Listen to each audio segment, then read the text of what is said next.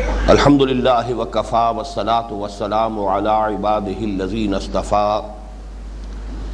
خصوصا علی افضلهم وخاتم النبیین محمد الامین وعلی آلہ وصحبہ اجمعین اما بعد فقد قال اللہ تبارک وتعالی کما ورد فی سورة البقرہ اعوذ باللہ من الشیطان الرجیم بسم اللہ الرحمن الرحیم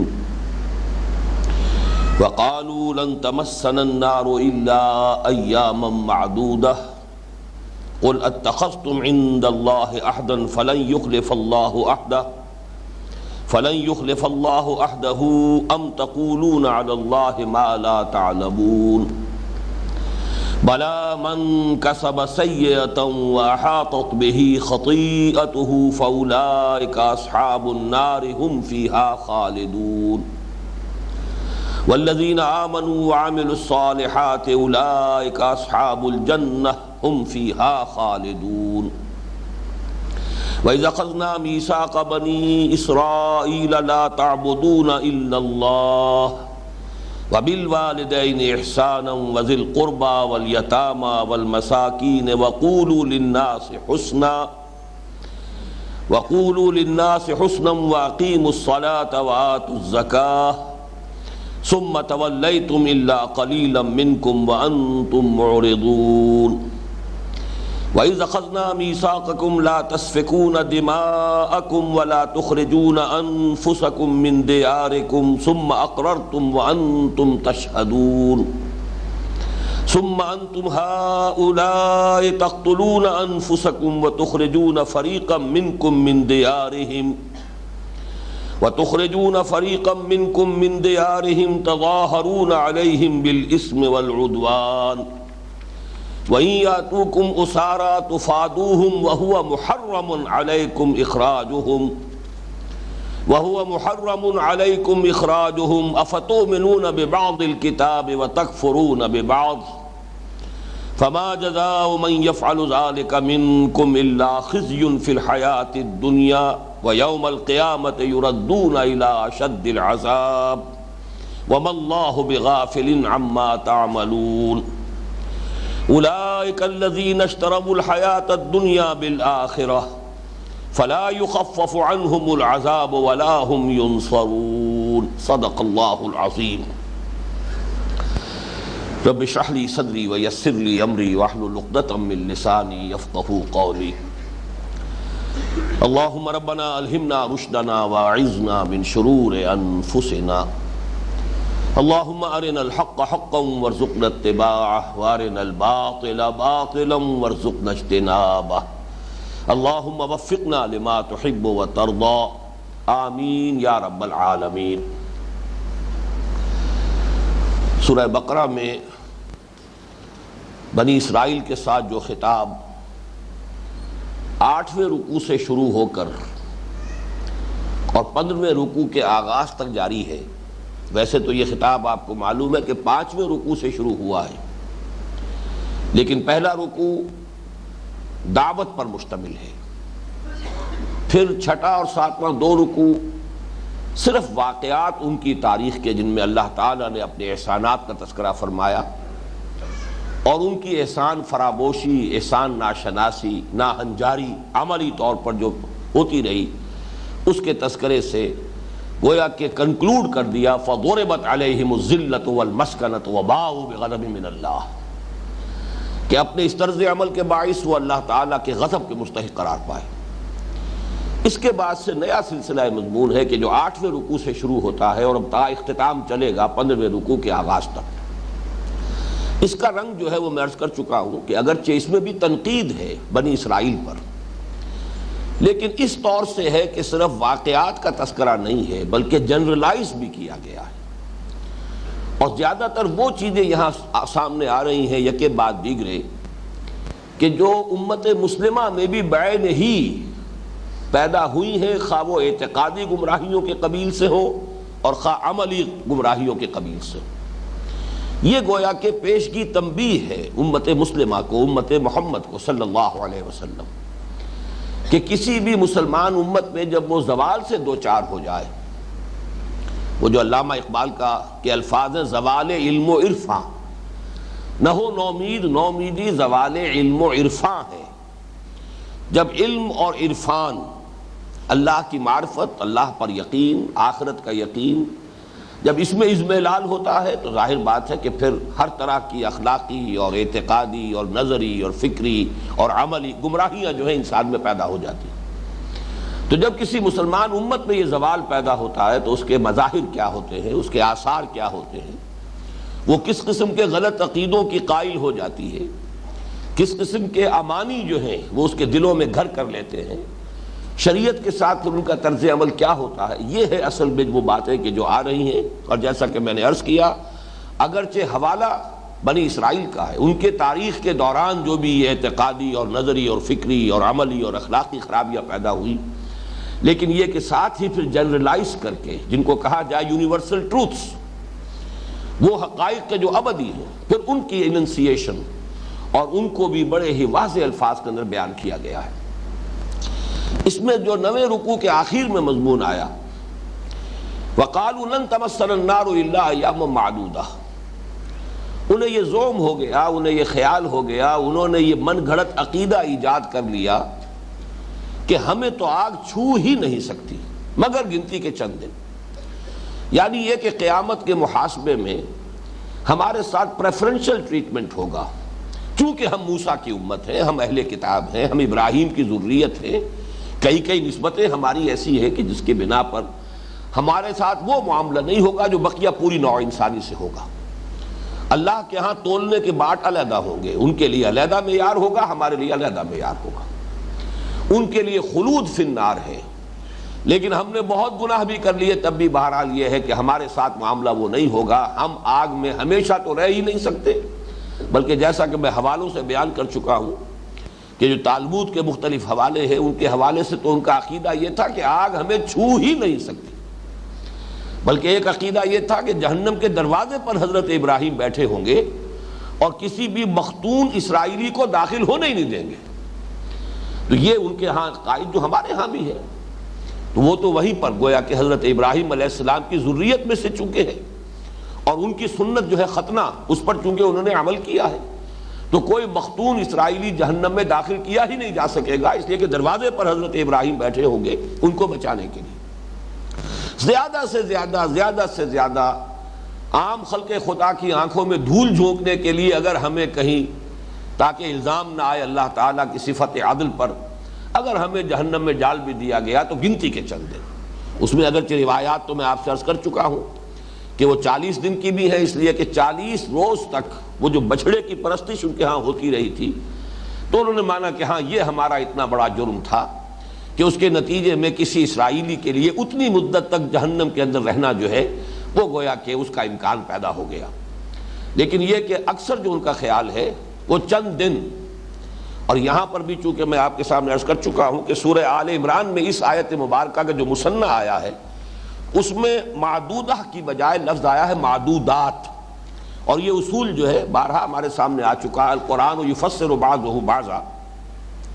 یہ جو سورہ آل عمران کی آیت نمبر 24 ہے، اس میں فرمایا گیا کہ یہ ان لوگوں کا یہ طرز عمل، الم تر الی الذین اوتوا نصیبا من الکتاب یدعون الی کتاب اللہ لیحکم بینہم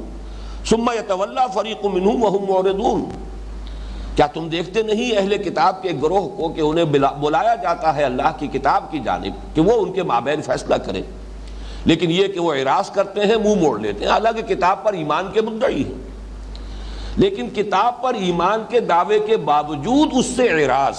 اور اس کے مطابق فیصلے پر راضی نہ ہونا، یہ کیوں ہو گیا؟ بہت بڑا سوال ہے۔ اس کی توجیہ اگلی آیت میں فرمائی گئی، آیت نمبر 24 میں، ذالک بانہم قالوا لن تمسنا النار الا ایاما معدودات، یہ معجزہ یا یہ عجوبہ اس لیے ہو گیا کہ مانتے بھی ہیں اور سب کچھ کتاب کے اوپر ایمان کا دعویٰ بھی کرتے ہیں، لیکن کتاب کو حکم ماننے کے لیے تیار نہیں، کتاب کے فیصلے کو قبول کرنے کے لیے تیار نہیں۔ یہ دو عملی یا یہ تضاد یا یہ تناقض یا یہ منافقت ان کی کیوں پیدا ہوئی؟ اس لیے کہ انہوں نے خیال جو ہے اپنے دل میں پکا لیا ہے،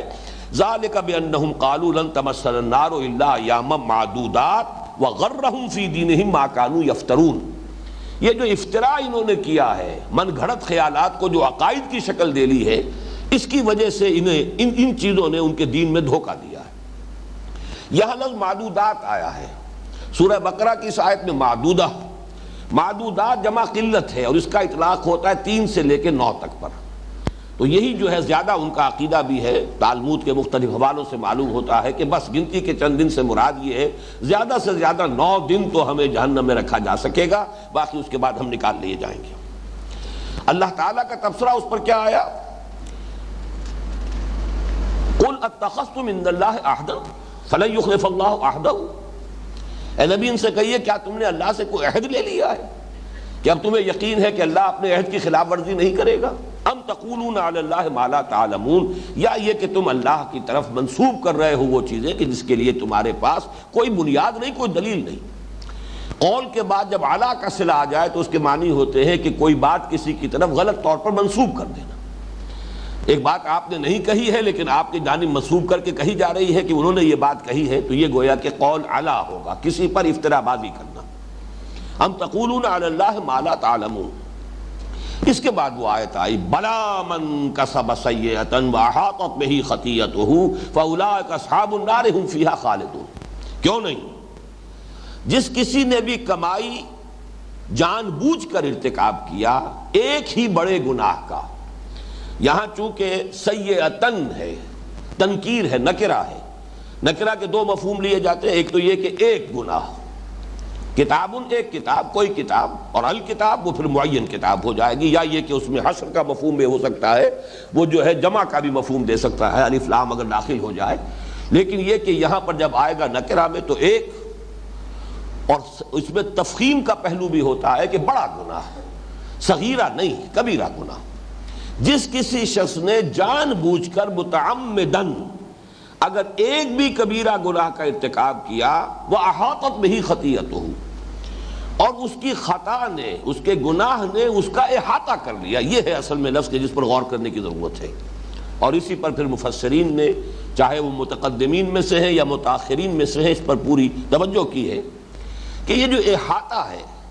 اس سے مراد یہ ہے کہ گناہ جو ہے وہ اس انسان کو اس طور سے اپنے گھیرے میں لے لے کہ پھر دل میں ایمان کی کوئی رمق باقی نہ رہے، اس لیے کہ ایمان جو ہے وہ خود ایک بہت بڑی نیکی ہے، بہت بڑا نیک عمل ہے۔ اگر ایمان قلب میں موجود رہتا ہے تو پھر احاطہ کا جو ہے تقاضا پورا نہیں ہوتا۔ اس سے یہ بات نکلی کہ اگر قلب میں ایمان موجود ہے تو پھر اس صورت میں اس آیت مبارکہ کا اطلاق نہیں ہوگا، بلا من کسب سیئۃ واحاطت بہ خطیئتہ فاولئک اصحاب النار۔ ہاں جس پر کہ وہ گناہ اس درجے مستولی ہو جائے، اس کی خطا، اس کی گناہ گاری اتنا اس کا گھیراؤ کر لے کہ پھر اس کے دل میں ایمان کی رمق بھی نہ رہے، تو اس کے لیے فرمایا ہے فاولئک اصحاب النار هم فیہا خالدون، وہ آگ والے ہیں اور اس میں ہمیشہ ہمیشہ رہیں گے۔ اس کی طرف میں چاہتا ہوں کہ ذرا آپ تفصیل سے بات کو سمجھ لیں۔ چنانچہ اس کے بارے میں ہمارے متقدمین کا قول بھی یہی ہے، حضرت ابن عباس کا قول جو ہے، حضرت مجاہد جو تابعین میں سے انہوں نے نقل فرمایا ہے، السیئۃ الکفر والشرک، قال ابن عباس۔ حضرت عبداللہ ابن عباس رضی اللہ تعالی عنہما کا قول کیا ہے کہ یہاں سیئہ سے مراد کفر اور شرک ہے۔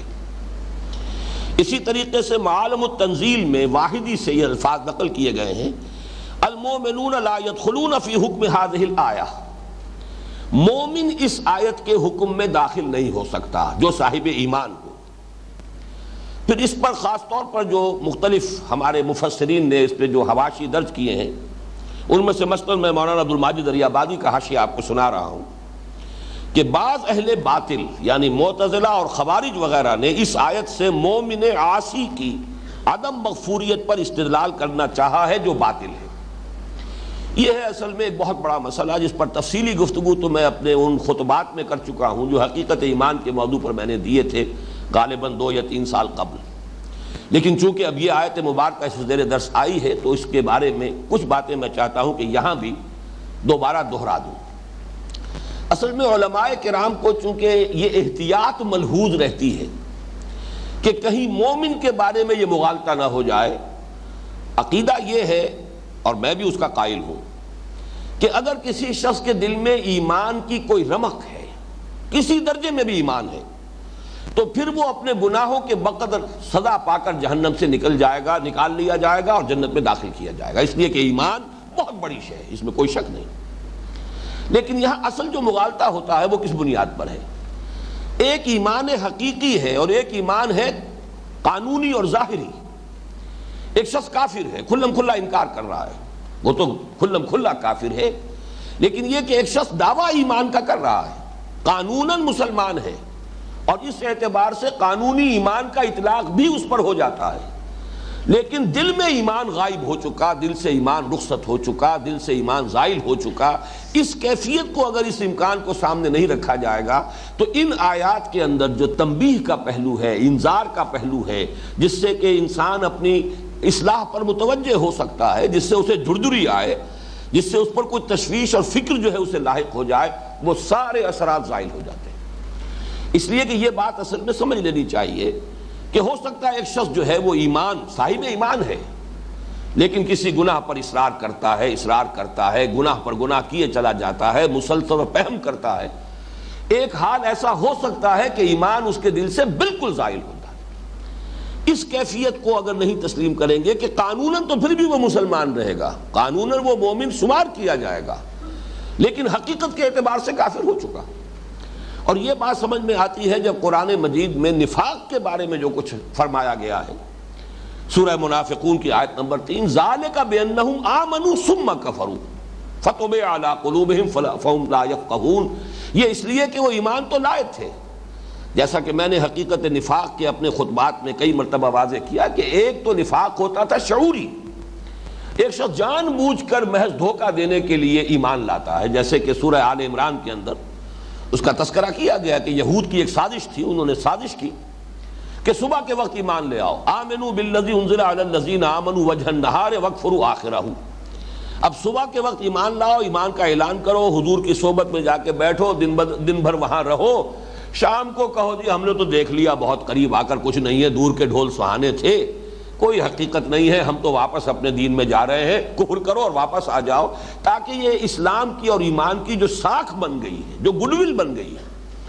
کہ جو ایک مرتبہ چکھ لیتا ہے اس کی لذت اور اس کا ذائقہ، پھر وہ اس کو چھوڑنے کے لیے تیار نہیں ہوتا، یہ جو ساکھ ہے ایمان کی، یہ ختم ہو جاتی۔ اب یہ سازش ہے، جس شخص نے اس ارادے کے تحت کلمہ طیبہ پڑھا ہے، ظاہر بات ہے کہ وہ تو ایک منٹ کے لیے بھی ایمان اسے نصیب نہیں ہوا۔ یا جیسے میں نے مثالیں دی ہیں بارہا کہ ہمارے علم میں آتا رہا، اخبار میں خبریں چھپتی رہیں کہ کوئی ہندو جو ہے وہ مسلمان بن کر پاکستان میں آیا اور کسی سرحدی گاؤں میں کسی مسجد میں سال ہر سال تک امامت کرتا رہا۔ اب ظاہر بات ہے اسے معلوم ہے کہ میں نے اسلام قبول نہیں کیا ہے، چاہے اس نے بھی ختنہ بھی کرائی ہوگی، اس نے داڑھی بھی بڑھائی ہوگی، اس نے نماز بھی سیکھی ہوگی، کچھ بنیادی مسائل بھی سیکھے ہوں گے کہ کوئی پوچھ لے اگر مسئلہ تو جواب بھی دے سکوں، مجھے جا کر وہاں جاسوسی کرنی ہے، لیکن اسے معلوم ہے کہ میں تو ایمان نہیں لایا، میں تو جو تھا وہی ہوں، یہ صرف دھوکہ دینے کے لیے، جاسوسی کے لیے میں نے لبادہ اوڑھا۔ یہ شعوری نفاق ہوا، چاہے وہ چند گھنٹوں کا تھا ان یہودی سازشیوں کا، اور چاہے یہ کئی سال کا تھا اس ہندو جاسوس کا، لیکن یہ شعوری نفاق ہے، اس نے اسلام کا لبادہ صرف دھوکہ دینے کے لیے اوڑھا ہے۔ لیکن ایک نفاق وہ تھا، قرآن مجید بار بار اسی لیے کہتا ہے وَهُمْ لَا يَشْعُرُونَ وَهُمْ لَا يَشْعُرُونَ، یہ جو غیر شعوری نفاق ہے کہ ایک شخص ایمان لایا لیکن اب ایمان کے تقاضے پورا کرنے سے طبیعت گھبرائی اور پسپائی شروع ہو گئی اندر ہی اندر، یہ پسپائی اندر ہی اندر ہو رہی ہے، اور اس کی وجہ سے جو بھی ایمان کی رمق نصیب ہوئی تھی وہ اس کی پونجی ہاتھ سے جاتی رہی، اندر سے وہ چٹا کافر ہو چکا ہے، لیکن اوپر ونیئر لگی ہوئی ہے، وہ قانونی ایمان کی جو ہے وہ اس کے اوپر شرط پوری ہو رہی ہے، لہذا وہ مسلمان سمجھا جا رہا ہے۔ یہ اگر حقیقت سامنے نہ ہو تو اس آیت کے اندر جو ہمارے لیے ایک انذار کا پہلو ہے وہ در حقیقت وہ سرے سے پھر ہمارے اندر کوئی اس کی وجہ سے تشویش پیدا ہوگی ہی نہیں، کہ اعمال کی وجہ سے بھی ایسا ہو سکتا ہے کہ انسان جو ہے، اور اعمال بھی بہت سے اعمال نہیں، ایک کبیرہ گناہ بھی اگر اس کے اوپر مداومت ہے، اس پر تسلسل ہے، اسی پر ڈیرا لگا لیا گیا ہے، اسی پر انسان جو ہے اوڑھنا بچھونا بنا کر بیٹھ گیا ہے، تو ایک گناہ بھی انسان کے ایمان کو ختم کر کے اسے کفر کے حکم میں داخل کر سکتا ہے، چاہے قانونی اعتبار سے وہ مسلمان تسلیم کیا جا رہا ہو، جیسے کہ عبداللہ ابن ابی بھی آخری وقت تک قانونی طور پر مسلمان سمجھا گیا۔ اچھا، یہ جو منافقین کا تھا ایمان سے کفر کی طرف جانا، سورہ نساء کی بعض آیات سے جو بڑی خوبصورت اس کی تفصیل سامنے آتی ہے، وہ ایک دم نہیں ہو جاتا، بلکہ ایک شخص جب ایمان کی طرف بڑھتا ہے، پھر ایمان کے تقاضوں کو دیکھ کر گھبراتا ہے، پیچھے ہٹتا ہے، پھر وہ کسی وقت پھر طبیعت کے اندر آتا ہے، حضور کی صحبت میں بیٹھا ہے، کچھ قرآن پڑھا ہے، پھر طبیعت میں ایمان کی طرف جو ہے وہ میلان پیدا ہوا، پھر کچھ آگے چلا، پھر جب کوئی تقاضا مشکل آ گیا پھر پسپائی ہوئی۔ تو یہ جیسے ڈوبنے والا آدمی، ایک مرتبہ میں نے مثال دی تھی کہ کوئی شخص جب ڈوب رہا ہوتا تو ایک دم تہ میں نہیں بیٹھ جاتا، ڈبکیاں لگاتا ہے، نیچے گیا پھر اوپر آیا، پھر نیچے گیا پھر اوپر آیا، اور بین ہی وہی نقشہ جو ہے کھینچا گیا ہے سورہ نساء کی اس آیت میں، ان الذین آمنوا ثم کفروا ثم آمنوا ثم کفروا ثم ازدادوا کفرا لم یکن اللہ لیغفر لهم ولا لیہدیہم سبیلا بشر المنافقین بان لهم عذابا الیما۔ وہ لوگ جو ایمان لائے پھر انہوں نے کفر کیا، پھر ایمان لائے پھر کفر کیا، پھر کفر میں بڑھتے چلے گئے، جیسے کہ وہ ڈبکیاں لینے والا شخص ایک دفعہ نیچے گیا پھر اوپر آیا، پھر نیچے گیا پھر اوپر آیا، پھر جو گیا سو گیا، پھر وہ جا کر جو ہے تہ میں بیٹھ گیا۔ بعین ہی یہی معنوی سطح پر ہوتا ہے ایمان، پھر ایمان کے بعد کفر۔ کعبہ مجھے روکے ہے تو کھینچے ہے مجھے کفر، ایمان مجھے روکے ہے تو کھینچے ہے مجھے کفر، کعبہ میرے پیچھے ہے کلیسا میرے آگے، اسی تذبذب میں مذبذبین بین ذالک لا الہ الا ولا الہ الا، یہ کیفیت رہتی ہے کچھ عرصے، اس کے بعد آدمی جو ہے اس کفر کے اوپر، لیکن کفر معنوی، کفر حقیقی، کفر باطنی، کفر قانونی نہیں، قانونی طور پر پھر بھی مسلمان ہے۔ اس حقیقت کو سمجھ لیجئے تو پھر یہ آیات، لیکن چونکہ علماء کرام کو وہ جو اہل سنت کا اجماعی عقیدہ ہے اس کی حفاظت کرنی ہے، معتزلہ کے مقابلے میں اور خوارج کے مقابلے میں، چونکہ خوارج نے بہت بڑی گمراہی کا ارتکاب کیا کہ کبیرہ گناہ جس نے کیا وہ کافر ہو گیا، مرتد ہو گیا، جب مرتد ہو گیا واجب القتل ہے، اس کی جان اور خون بھی مباح، اس کا مال بھی مباح، اس کی عورت بھی جو ہے گویا کنیز کی حیثیت سے اب آپ اپنے گھر میں ڈال لیجئے، سب کچھ ہو گیا، وہ کافر ہو گیا اس لیے کہ اس نے کبیرہ گناہ کا ارتکاب کیا۔ یہ بہت بڑی گمراہی تھی اور تاریخ اسلام میں سب سے بڑی عظیم گمراہی یہی ہوئی۔ تو اس سے گھبراتے ہیں علماء اسلام کہ کہیں کسی کے ذہن میں اس قسم کی انتہا پسندی اور مغالطہ پیدا نہ ہو جائے۔ اسی طریقے سے معتزلہ نے ایک من گھڑت شکل بنا لی ہے، منزلۃ بین المنزلتین، کہ ایک شخص نہ مسلمان ہے نہ کافر ہے تو کیا ہے بھائی؟ یہ بھی میں اس کی حقیقت پوری بیان کر چکا ہوں، میرے ان خطبات کے کیسٹس موجود ہیں، ان کو لے کر سنیے۔ حقیقت میں یہ گمراہیاں جو ہیں ان سے بچانے کے لیے اس قسم کی آیات کی جب تعویل کی جاتی ہے تو اس میں در حقیقت بات وہ اس نتیجہ یہ نکلتا ہے کہ پھر تاثیر ختم ہو جاتی ہے ان آیات کے اندر، پھر لوگوں کو لرزہ طاری کرنے والی جو ایک کیفیت ہے وہ ان کے اندر باقی نہیں رہتی۔ میں مثال آپ کے سامنے رکھ رہا ہوں اسی آیت مبارکہ پر، اب میں یہ باقی اور لوگوں کے حوالے نہیں دے رہا۔ آپ کو معلوم ہے کہ جو دیوبندی مکتب فکر کے مفسرین ہیں، علماء ہیں، ایک خصوصی ان کے ساتھ ایک بہرحال ایک ذہنی مناسبت ہے مجھے، اور خاص طور پر حضرت شیخ الہند کے بارے میں تو میرا قول ہے، میرا خیال ہے، بلکہ مجھے یقین کی حد تک ہے کہ 14ویں صدی ہجری کے سب سے بڑے مجدد اعظم حضرت شیخ محمود الحسن، وہ میرے نزدیک شیخ الہند جن کو کہا جاتا ہے، وہ مجدد اعظم تھے 14ویں صدی ہجری کے۔ تو یہ میرے دل میں ان کا مقام ہے، قدر و قیمت ہے ان کی میری نگاہوں میں، لیکن اس کے باوجود وہاں جہاں اختلاف کی بات ہے وہ میں اپنا اظہار اختلاف کر رہا ہوں۔ چنانچہ اس آیت کے بارے میں مولانا تھانوی نے لکھا، کیوں نہیں جو شخص قصداً بری باتیں کرتا رہے اس کو اس کی خطا اور قصور اس طرح احاطہ کر لے کہ کہیں نیکی کا اثر تک نہ رہے، سو ایسے لوگ اہل دوزخی ہوں گے اور وہ اس میں ہمیشہ ہمیش رہیں گے۔ شیخ الہند لکھ رہے ہیں، گناہ کسی کا احاطہ کر لیں اس کا یہ مطلب ہے کہ گناہ اس پر ایسا غلبہ کر لیں کہ کوئی جانب ایسی نہ ہو کہ گناہ کا غلبہ نہ ہو، حتیٰ کہ دل میں ایمان و تصدیق بھی باقی نہ رہے۔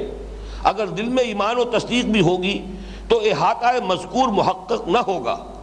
تو اب کافر ہی پر اس کا اطلاق اور کافر ہی پر یہ صورت صادق آ سکتی ہے۔ یہ حاشیہ جو پڑھے گا یہاں کافر کو اس معروف معنی میں لے گا، ہندو کافر ہے، سکھ کافر ہے، عیسائی کافر ہے، یہودی کافر ہے، ہم تو کافر نہیں ہیں، لہذا ہم پر اس آیت کا اطلاق ہو ہی نہیں سکتا۔ یہ وہ چیز ہے کہ جس کی بنا پر اس آیت کو آپ پڑھیں گے اور کوئی آپ کے دل پر بھی لرزہ طاری نہیں ہوگا، کوئی آپ کو تشویش لاحق نہیں ہوگی، اس لیے کہ یہاں پر اس قانونی اور حقیقی کفر کی جب تک کہ وضاحت نہ کی جائے تو وہ بات جو ہے پھر بہت ہی ایک جھوٹی تسلی دینے والی انسان کے لیے ہو جائے گی، حالانکہ مانتے ہیں علماء کرام اس حقیقت کو تسلیم کرتے ہیں، المعاصی برید الکفر، گناہ جو ہے وہ کفر ہی کے پیغام ہے. آپ نے گناہ کیا ہے تو گویا کہ کفر کا اثر آپ کے دل پر ہو گیا ہے، پھر گناہ کیا ہے پھر اور اثر ہو گیا، پھر گناہ کیا پھر اور اثر ہو گیا ہے. متعدد ایسی روایات موجود ہیں جن میں سے ایک روایت کا تو متن بھی میں لے کر آیا ہوں. یہ حضرت ابو ہریرہ رضی اللہ تعالیٰ عنہ سے یہ روایت مروی ہے. احمد ابن حنبل نے بھی روایت کیا، امام ترمذی نے بھی روایت کیا، امام ابن ماجہ نے بھی روایت کیا. الفاظ یہ ہے کہ حضور نے فرمایا ان المؤمن اذا اذنب، اور ایک روایت میں اذنبا کے بعد ذنبن کا لفظ بھی ہے. یقیناً ایک مومن شخص جب گناہ کرتا ہے کوئی ایک گناہ، کانت نقطۃ سوداء فی قلبہ، تو وہ گناہ اس کے دل میں ایک سیاہ داغ بن جاتا ہے. فإن تاب واستغفر، پھر اگر اس نے توبہ کی اور استغفار کر لیا، ثقل قلبہ، تو دل جو ہے اس کا صاف ہو جاتا ہے، اس پر ثقل ہو جاتی ہے، پھر وہ سیاہ جو داغ ہے اس کا اثر زائل ہو جاتا ہے. وإن زادت، لیکن اگر گناہ ہی کرتا رہے، اضافہ کرتا رہے، تو یہ جو سیاہی ہے یہ بڑھتی رہتی ہے حتی تعلو قلبہ، یہاں تک کہ حتی تعلو قلبہ، اس کے پورے دل کے اوپر طاری ہو جاتی ہے. فذلک الران الذی ذکر اللہ تعالی کلا بل ران علی قلوبہم ما کانوا یکسبون، یہ ہے وہ رین، یہ زنگ جو دلوں پر آ جاتا ہے جس کا کہ ذکر اللہ تعالی نے سورہ مطففین کی اس آیت میں کیا ہے. ایک اور روایت میں الفاظ یہاں تک آئے ہیں کہ جب وہ گناہ کرتا رہتا ہے تو پورا دل سیاہ ہو جاتا ہے اور پھر وہ اس طرح بند ہو جاتا ہے اور اس کے اوپر مہر کر دی جاتی ہے. طبع اللہ علی قلوبہم، بین ہی وہ الفاظ ہیں جو سورہ منافقون کی آیت نمبر 3 میں آئے ہیں.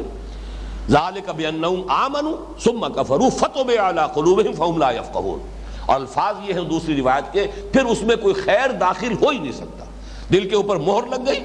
اب اس مہر کی وجہ سے اس دل کے اندر کوئی خیر داخل ہو ہی نہیں سکتا. یہ کیفیت جو ہے یہ کفر معنوی ہے بغیر کفر قانونی کے. اوپر سے ایک شخص مسلمان ہے، اگر ہم اس امکان کو سامنے رکھیں گے تو پھر یہ کہ ان آیات کے اندر ہمارے لیے تنبیہ کا پہلو ہے. یہ ساری آیات جیسا کہ میں نے عرض کیا ہے بنی اسرائیل ہی کی تاریخ بیان کرنے کے لیے نہیں ہے، یہ ہماری تعلیم کے لیے، ہماری تعدیب کے لیے، ہماری تنبیہ کے لیے، ہمیں پیشگی طور پر متنبہ کرنا مقصود ہے کہ مسلمانوں یہ کیفیت بھی ہو جاتی ہے، ہوئی ہے، تم اپنے آپ کو اس سے بچانے کی کوشش کرنا. میں ایک اور مثال دیتا ہوں آپ کی. اسی میرے نزدیک علماء کرام کی یہ جو احتیاط ہے اس کی وجہ تو سمجھ میں آتی ہے، لیکن اس احتیاط میں اتنا غلو ہو گیا ہے، اتنے آگے بڑھ گئے ہیں کہ ان آیات مبارکہ کی تاثیر ختم ہو گئی ہے کہ مسلمان پڑھتا ہوا نکل جائے گا اور اس کو کوئی تشویش لاحق نہیں ہوگی. اب اس کی مثال میں آپ کو دے رہا ہوں. خلود فی النار کے ضمن میں مسلمان کے لیے سورہ نساء کی ایک آیت میں بھی کہ اگر کوئی مسلمان کسی دوسرے مسلمان کو قتل کر دے تو اس کی دو شکلیں ہیں. ایک قتل خطا ہے، ارادہ نہیں تھا قتل کرنے کا، لیکن یہ کہ اس کے ہاتھوں کوئی شخص قتل ہو گیا، اس کے سلسلے میں کیا ہوگا، تفصیلی احکام دیے گئے ہیں. اگر وہ آزاد مسلمان ہے اور مسلمانوں کے اپنے معاشرے کا فرد ہے تو یہ کرنا پڑے گا. اگر وہ کسی ایسے قبیلے کا ہے جس سے کہ تمہاری دشمنی ہے، کافر قبیلے سے تعلق رکھتا ہے تو یہ شکل ہوگی. مختلف صورتوں میں اس کے تفصیلی احکام دیے گئے، لیکن وہ ہے قتل خطا کے. قتل عمد پہ جو آیت آئی ہے وہ یہ ہے وَمَن يَقْتُلْ مُؤْمِنًا مُتَعَمِّدًا فَجَزَاؤُهُ جَهَنَّمُ خَالِدًا فِيهَا وَغَضِبَ اللَّهُ عَلَيْهِ وَلَعَنَهُ وَأَعَدَّ لَهُ عَذَابًا عَظِيمًا. اس کا جو ترجمہ کیا ہے مولانا مفتی محمد شفیع صاحب نے رحمہ اللہ، وہ دیکھیے کس قدر صاف ہے، کتنا بالکل کلیئر ہے کہ جس میں کوئی اشتباہ نہیں. ترجمہ کیا ہے، اور جو کوئی قتل کرے مسلمان کو جان کر تو اس کی سزا دوزخ ہے، پڑا رہے گا اسی میں، اور اللہ کا اس پر غضب ہوا اور اس کو لعنت کی اور اس کے واسطے تیار کیا بڑا عذاب. گویا کہ صحیح ترجمہ ہے یہ کہ اس کے لیے خلود کا معاملہ ہے، خالدن فیہا، اس میں وہ ہمیشہ ہمیش رہے گا، اسی میں پڑا رہے گا، اس لیے کہ اس نے ایک مومن کو جان بوجھ کر قتل کیا. لیکن اب نوٹ جب کر رہے ہیں، نوٹ کرنے میں بریکٹس میں اضافے کر کے حاشیے کے اندر وہ اضافے کر دیے کہ جس سے وہ ساری تاثیر ختم ہو جاتی. اب وہ آپ سن لیجئے. اور جو شخص کسی مسلمان کو قصداً قتل کر ڈالے تو اس کی اصلی سزا تو جہنم میں اس طرح رہنا ہے کہ ہمیشہ ہمیشہ اسی میں رہے گا.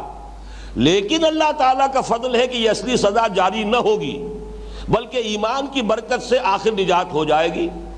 اور اس پر ایک میعاد معین تک کے واسطے اللہ تعالیٰ غضبناک ہوں گے اور اس کو اپنی رحمت خاصہ سے دور کریں گے اور اس کے لیے بڑی سزا یعنی دوزخ کا سامان کریں گے۔ اس کے اندر اضافے کر کے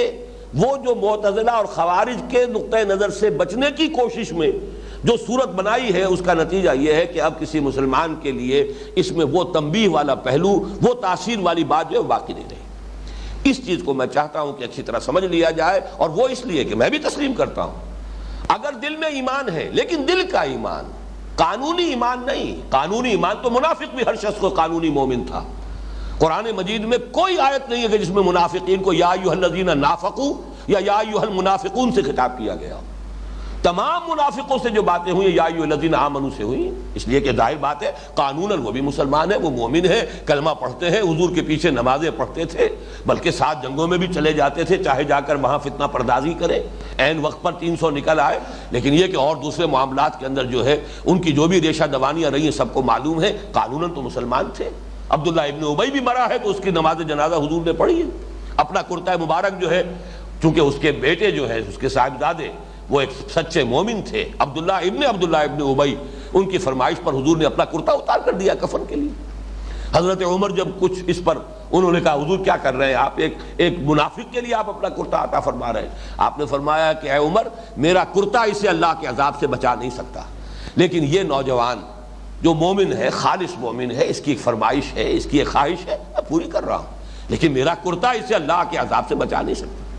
تو ان حقائق کو سامنے رکھنے کی ضرورت ہے۔ بلا من کسب سیئۃ، یقیناً آیت کا مفہوم یہی ہے، جس شخص نے ایک گناہ کبیرہ بھی جان بوجھ کر اس کا ارتکاب کیا،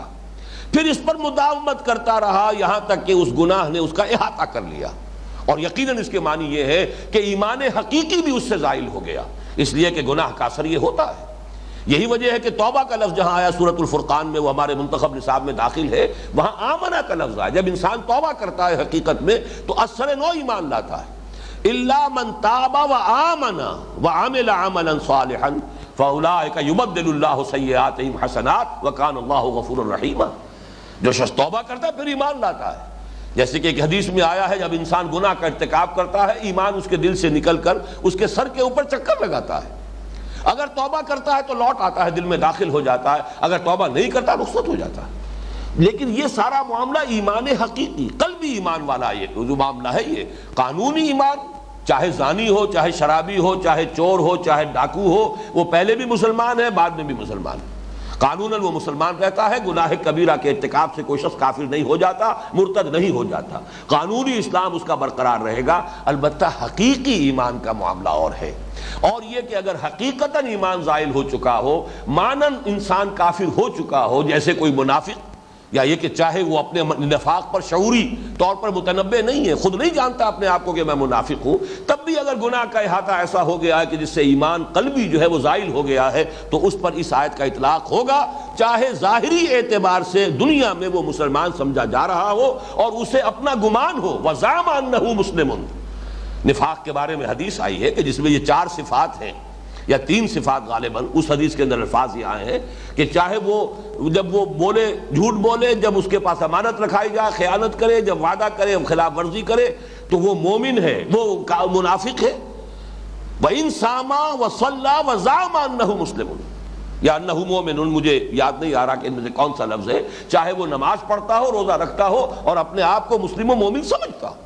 ایک شخص سمجھ رہا ہے اپنے آپ کو مسلم و مومن، لیکن یہ کہ حقیقت کے اعتبار سے وہ کافر ہو چکا ہے، منافق ہے۔ اس کو ذہن میں رکھیے تو پھر یہ آیت مبارکہ ہمارے لیے ایک بہت بڑی تنبیہ، ہمیں ہر وقت متنبہ کرنے کے لیے اس کی تاثیر جو ہے وہ بہت ہی، میں سمجھتا ہوں کہ قیمتی تاثیر ہے۔ بلا من کسب سیئۃ واحاطت بہ خطیئتہ فاولئک اصحاب النار هم فیہا خالدون والذین آمنوا وعملوا الصالحات، اور وہ لوگ جو ایمان لائے اور جنہوں نے نیک عمل کیے، اولئک اصحاب الجنہ، وہ جنت والے ہیں، ہم فیہا خالدون، وہ اس میں رہیں گے ہمیشہ ہمیشہ۔ اب یہ در حقیقت وہی مضمون ہے جو اسی سورہ مبارکہ کی آیت نمبر 62 میں آ چکا ہے۔ میں نے عرض کیا تھا 8ویں رکوع سے جو مضمون شروع ہوا ہے، پہلی آیت یہی تھی، ان الذین آمنوا والذین ہادوا والصابئین والنصارى من آمن باللہ والیوم الآخر وعمل صالحا فلہم اجرہم عند ربہم ولا خوف علیہم ولا ہم یحزنون۔ وہی قانون جو 8ویں رکوع کے شروع میں آیا تھا، اسی قانون کو 9ویں رکوع کے اختتام پر پھر اس آیت کے اندر لے آیا گیا کہ یہ اچھی طرح سمجھ لو، کوئی گروہی نسبت کسی امت میں ہونا، کسی قوم میں ہونا، کسی کی ذریت میں ہونا، کسی کے ساتھ نسلی تعلق ہونا، یہ آخرت میں جو ہے یہ کوئی فیصلہ کن شے نہیں ہے، فیصلہ کن شے ہے ایمان اور عمل صالح۔ اب آگے چلیے، وَإِذْ أَخَذْنَا مِيثَاقَ بَنِي اسرائیل۔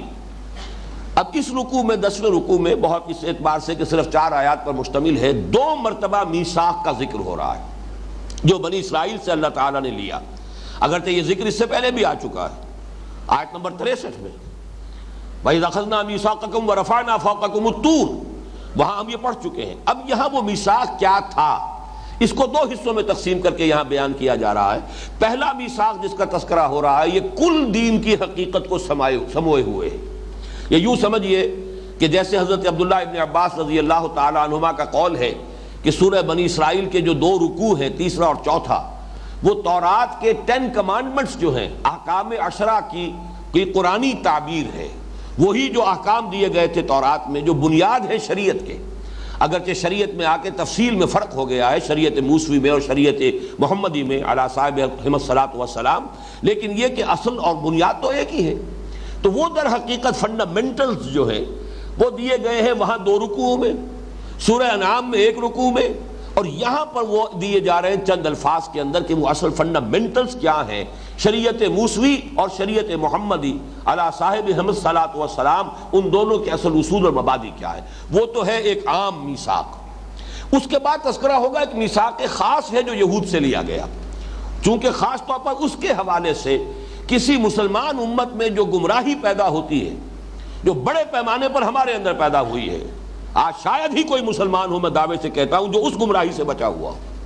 اس قدر یونیورسل گمراہی ہے، اس گمراہی کو بیان کرنا مقصود ہے، لہذا اس حصے کو علیحدہ کیا ہے اس کو ایمفیسائز کرنے کے لیے۔ پہلا حصہ کیا ہے، وَإِذْ أَخَذْنَا مِيثَاقَ بَنِي اسرائیل، اور یاد کرو جب کہ ہم نے لیا تھا عہد بنی اسرائیل سے، وہ عہد کن امور پر مشتمل تھا؟ لا تعبدون الا اللہ، پہلی بات نہیں بندگی کرو گے اللہ کے سوا کسی کی۔ یہاں نوٹ کیجئے کہ اگرچہ یہ فعل مضارع ہے اور یہ انشائیہ نہیں ہے، خبریہ کلام ہے، تم نہیں بندگی کرو گے اللہ کے سوا کسی کی، لیکن اس سے مراد امر ہے، اور بسا اوقات یہ جو اخبار کی شکل ہوتی ہے لیکن مقصود اس سے امر ہوتا ہے، اس میں نہایت ایمفیسس بڑھ جاتا ہے، زور بڑھ جاتا ہے۔ آپ کسی سے کہتے ہیں ڈو اٹ، یہ فعل امر ہے، یو ول ڈو اٹ، اب اس میں جو زور ہے وہ ڈو اٹ میں نہیں ہے، you will do it, you have to do it, یہ جو انداز ہے یہ در حقیقت زور دینے کے لیے۔ تو فرمایا پہلی بات نہایت زور دے کر، لا تعبدون الا اللہ، ہرگز نہیں پوجو گے اللہ کے سوا کسی کو، نہیں بندگی اور پرستش کرو گے اللہ کے سوا کسی کی۔ نمبر 2 وبالوالدین احسان۔ آپ دیکھیے سورہ بنی اسرائیل کا جو میں نے حوالہ دیا تھا، وہاں 3 رکوع کی پہلی آیت کیا ہے؟ وَقَضَىٰ رَبُّكَ أَلَّا تَعْبُدُوا إِلَّا إِيَّاهُ وَبِالْوَالِدَيْنِ إِحْسَانًا، پھر وہاں تفصیل آئی ہے بالوالدین احسانہ کے ساتھ، بہت ہی وضاحت کے ساتھ گفتگو ہوئی ہے۔ یہاں چونکہ بڑے اختصار کے ساتھ، یوں سمجھیے کہ ایک ہی آیت میں در حقیقت وہ پورے دین کا لب لباب، جو بھی شریعت کے اصول اور مبادی ایک آیت میں لائے جا رہے ہیں، وہاں 2 رکوعوں میں ہے، سورہ انعام میں 1 رکوع میں ہے، لیکن یہاں ایک آیت میں ہے۔ یہی قرآن مجید کا اسلوب ہے کہ کہیں ایک بات جو ہے انتہائی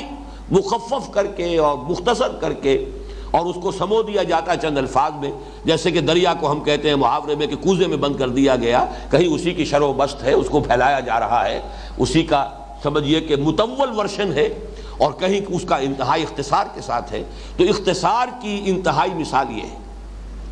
وَإِذْ أَخَذْنَا مِيثَاقَ بَنِي إِسْرَائِيلَ لَا تَعْبُدُونَ إِلَّا اللَّهَ وَبِالْوَالِدَيْنِ إِحْسَانًا، والدین کے ساتھ حسن سلوک، نیک سلوک، ان کی خدمت، ان کی دلجوئی، ان کا ادب۔ فَلَا تَقُل لَّهُمَا أُفٍّ وَلَا تَنْهَرْهُمَا وَقُل لَّهُمَا قَوْلًا كَرِيمًا وَاخْفِضْ لَهُمَا جَنَاحَ الذُّلِّ مِنَ الرَّحْمَةِ وَقُل رَّبِّ ارْحَمْهُمَا كَمَا رَبَّيَانِي صَغِيرًا۔ یہ چونکہ ہمارے منتخب نصاب میں درس شامل ہے، لہذا تفصیل میں یہاں جانے کی ضرورت نہیں، اسی کے تابع کیا ہے وَذِي الْقُرْبَى وَالْيَتَامَى وَالْمَسَاكِينِ۔ اور یہ کہ یہ نیک سلوک جو ہے یہ صرف والدین کے ساتھ نہیں، والدین تو اولاً اصلاً، اس لیے کہ ان کا تو احسان تم پر اتنا ہے کہ اللہ کے بعد سب سے بڑا احسان تم پر تمہارے والدین کا ہے۔ خالق حقیقی اللہ ہے، لیکن اس دنیا میں تمہاری پیدائش، تمہاری پرورش، اس کا سارا معاملہ جو ہے عالم اسباب میں وہ تو والدین کے ذریعے سے ہوا ہے۔ تمہارا وجود ان کے ذریعے سے ہے، پھر تمہاری پرورش ان کے ذریعے سے ہوئی ہے۔ اس حوالے سے اللہ کے بعد سب سے بڑا احسان والدین کا ہے۔ انشکر لی ولوالدیک، سورہ لقمان کے دوسرے رکوع میں جو فرمایا، شکر کرو میرا اور اپنے والدین کا۔ اتنا بریکٹ کیا گیا ہے 4 مقامات پر کہ اللہ کے حق کے ساتھ فوراً متصلاً والدین کا حق۔ یہاں پر بھی یہ بھی اسی کی ایک مثال ہے، لیکن یہ کہ جب کسی شخص کے اندر ادائے حقوق اور شکر کا جذبہ ہوگا تو اس کی اس نیکی اور نیک سرشت جو ہے اس کا ایک تقاضا خود بخود ہوگا کہ آگے بڑھ کر وذی القربی والیتامی والمساکین، اور یہ کہ قرابت داروں کے ساتھ بھی حسن سلوک کرو۔ یہ سب احسان ہی کے تابع آ رہا ہے، حسن سلوک قرابت داروں کے ساتھ بھی، والیتامی اور یتیموں کے ساتھ، اور مساکین محتاج۔ مسکین سے مراد وہ شخص ہے جو کسی وجہ سے کوئی کم ہمتی ایسی ہو گئی ہے، وہ جسمانی ہو، نفسیاتی ہو، چاہے وہ صرف نیورستھینیا ہی ہے جس کی وجہ سے کہ اعصاب ڈھیلے پڑ گئے ہیں، آدمی کے اندر کام کرنے کا، محنت کرنے کا کی ہمت باقی نہیں رہی ہے، جو بھی ہو جائے، مسکنت کہتے ہیں اسے، کم ہمتی، بے ہمتی، یہ مسکنت ہے۔ تو جو بھی لوگ معاشرے کے اندر ایسے ہیں، اب تمہارے اوپر ان کے حقوق ہیں۔ سورہ بنی اسرائیل میں تو لفظ حق آیا ہے، وَآتِ ذَا الْقُرْبَى حَقَّهُ وَالْمِسْكِينَ وَابْنَ السَّبِيلِ، در حقیقت ان کا حق ہے تمہارے اوپر۔ یہاں وہ احسان ہی کے تابع ہو کر وَبِالْوَالِدَيْنِ إِحْسَانًا وَذِي الْقُرْبَى وَالْيَتَامَى وَالْمَسَاكِينَ وَقُولُوا لِلنَّاسِ حُسْنًا، اور لوگوں سے اچھی بات کرو۔ حسن کلام یہ خود اپنی جگہ پر ایک بہت بڑی نیکی ہے۔ ایک حضور کی حدیث ہے صلی اللہ علیہ وسلم، تبسمک فی وجہ اخیک صدقۃ، اپنے بھائی کے ساتھ اگر کشادہ روئی کے ساتھ ملاقات کرتے ہو، اگر خندہ پیشانی کے ساتھ ملاقات کرتے ہو، اس کو دیکھ کر تمہارے ہونٹوں پر مسکراہٹ آ جائے، یہ بھی صدقہ ہے۔ اس لیے کہ جو آپ سے ملنے آیا ہے، آپ نے اسے ویلکم کہا، اس سے آپ بجائے ترش روئی کے خندہ پیشانی کے ساتھ ملے، اس سے اس کا بھی انبساط ہوگا۔ لیکن یہ کہ اگر معاملہ عبوساً قمطریرہ بن کر آپ نے اسے ویلکم کہا تو وہ بھی اب گھبرائے گا، میں خام خواہ کاہے کو آ گیا، پچھتائے گا۔ تو اس سے یہ کہ یہ جو خندہ روئی ہے اور یہ انسان خندہ پیشانی کے ساتھ اپنے بھائی سے ملاقات کرتا ہے، حضور نے اسے صدقے سے تعبیر کیا، تبسمک فی وجہ اخیک صدقۃ۔ تو یہاں پر بھی قولوا للناس حسنا، ایک تو یہ کہ عام قول، معاشرے کے اندر اچھی بات کہو، اس میں مراد امر بالمعروف بھی ہو سکتا ہے، لوگوں سے کو بھلائی کی تلقین کرو، بھلے مشورے دو، نیکی کی طرف دعوت دو، دعوت الی الخیر، وہ تمام چیزیں اگر قولوا للناس حسنا کو عام پر رکھا جائے، الفاظ کا جو عموم ہے، تو اس میں ساری چیزیں آ جائیں گی۔ لیکن یہ کہ ایک اس میں خاص نکتہ یہ ہے کہ یتیم اور مسکین، ان کے ساتھ اگر آپ کسی وقت کوئی بات ان کے ساتھ تعاون نہیں کر سکتے، تب بھی کم سے کم نرم بات کر کے ان کے دل کو تو ہاتھ میں لینے کی کوشش کرو، جھڑکو نہیں۔ اما السائل فلا تنہر، چنانچہ قرآن مجید میں سورہ نساء کی آیت نمبر 5 میں بھی قولوا لہم قولا معروفا، یعنی یہ کہ اگر سائلین آ گئے ہیں یا کوئی سفہا ہے، کم سمجھ لوگ ہیں معاشرے کے ہیں، جو وہ اپنی ذمہ داریوں کو اب نہیں سمجھ رہے، نہیں ادا کر پا رہے، تو ان کے ساتھ یہ ہے کہ جو بھلائی کر سکتے ہو کرو، اور یہ کہ ان کے ساتھ بات تو کم سے کم جو ہے وہ نرمی کے ساتھ کرو، قولا معروفا۔ پھر یہی بات جو ہے آیت نمبر 8 میں بھی آئی ہے، قولا معروفا۔ آیت نمبر 9 میں سورہ نساء میں وَلْيَقُولُوا قَوْلًا سَدِيدًا، کہیں معروف کا لفظ آیا، کہیں سیدھی بات کرو۔ سورہ بقرہ میں فرمایا گیا قَوْلٌ مَعْرُوفٌ وَمَغْفِرَةٌ خَيْرٌ مِّن صَدَقَةٍ يَتْبَعُهَا أَذًى، کہ کسی کے ساتھ بات اچھی کی جائے، اور اگر اس نے کہیں سائل نے یا کسی آپ کے قرابت دار نے آپ کے ساتھ جو ہے درستی کے ساتھ بھی کلام کیا ہے، چاہے وہ اپنی احتیاط ہی کے لیے مدد مانگنے آیا تھا، لیکن انداز اس نے جو اختیار کیا ہے وہ آپ کے لیے ناپسندیدہ ہے، تو معاف کیجئے اس کو، اور اس کے ساتھ نیک رویہ رکھیے، نیک اچھی نرم بات کیجئے۔ یہ کہیں بہتر ہے اس سے کہ آپ تھوڑا بہت صدقہ بھی دے دیں، لیکن پھر بات ایسی کریں کہ جس سے جو ہے اس کا دل جو ہے وہ زخمی ہو جائے، اس کے عزت نفس مجروح ہو جائے۔ تو اس سے تو بہتر یہ ہے کہ تم نرم بات کہہ کر اور معاف کر کے اس سے جو ہے معذرت کر لو۔ اور یہ سورہ بنی اسرائیل میں تو یہ مضمون جو آیا ہے وہ تقریباً اسی ربط کے ساتھ آیا ہے، وَإِمَّا تُعْرِضَنَّ عَنْهُمُ ابْتِغَاءَ رَحْمَةٍ مِّن رَّبِّكَ تَرْجُوهَا فَقُل لَّهُمْ قَوْلًا مَّيْسُورًا، اگر تمہیں قرابت داروں سے اور مانگنے والوں سے اور مسافروں سے جن کا وہاں پر حق گنوایا گیا ہے اعراض کرنا ہی پڑ جائے، اس لیے کہ تم خود اپنے رب کی رحمت کے امیدوار ہو، یعنی یہ کنایا ہے اس سے کہ تم اس وقت خود جو ہے تمہارے پاس کچھ دولت نہیں ہے، پیسہ نہیں ہے، تم اس پوزیشن میں نہیں ہو کہ ان کی کوئی مدد کر سکو، تو قل لہم قولا میسورا، تو قولا میسور، قولا سدید، قولا معروفہ، یہ تمام الفاظ جو آتے ہیں ایسے مواقع پر کہ جہاں سائلین یا جو بھی محتاج ہیں ان کا تذکرہ ہے، تو یہ ہو سکتا ہے کہ یہاں پر بھی خاص طور پر یہاں قولوا للناس حسنا میں اسی کی طرف اشارہ ہو۔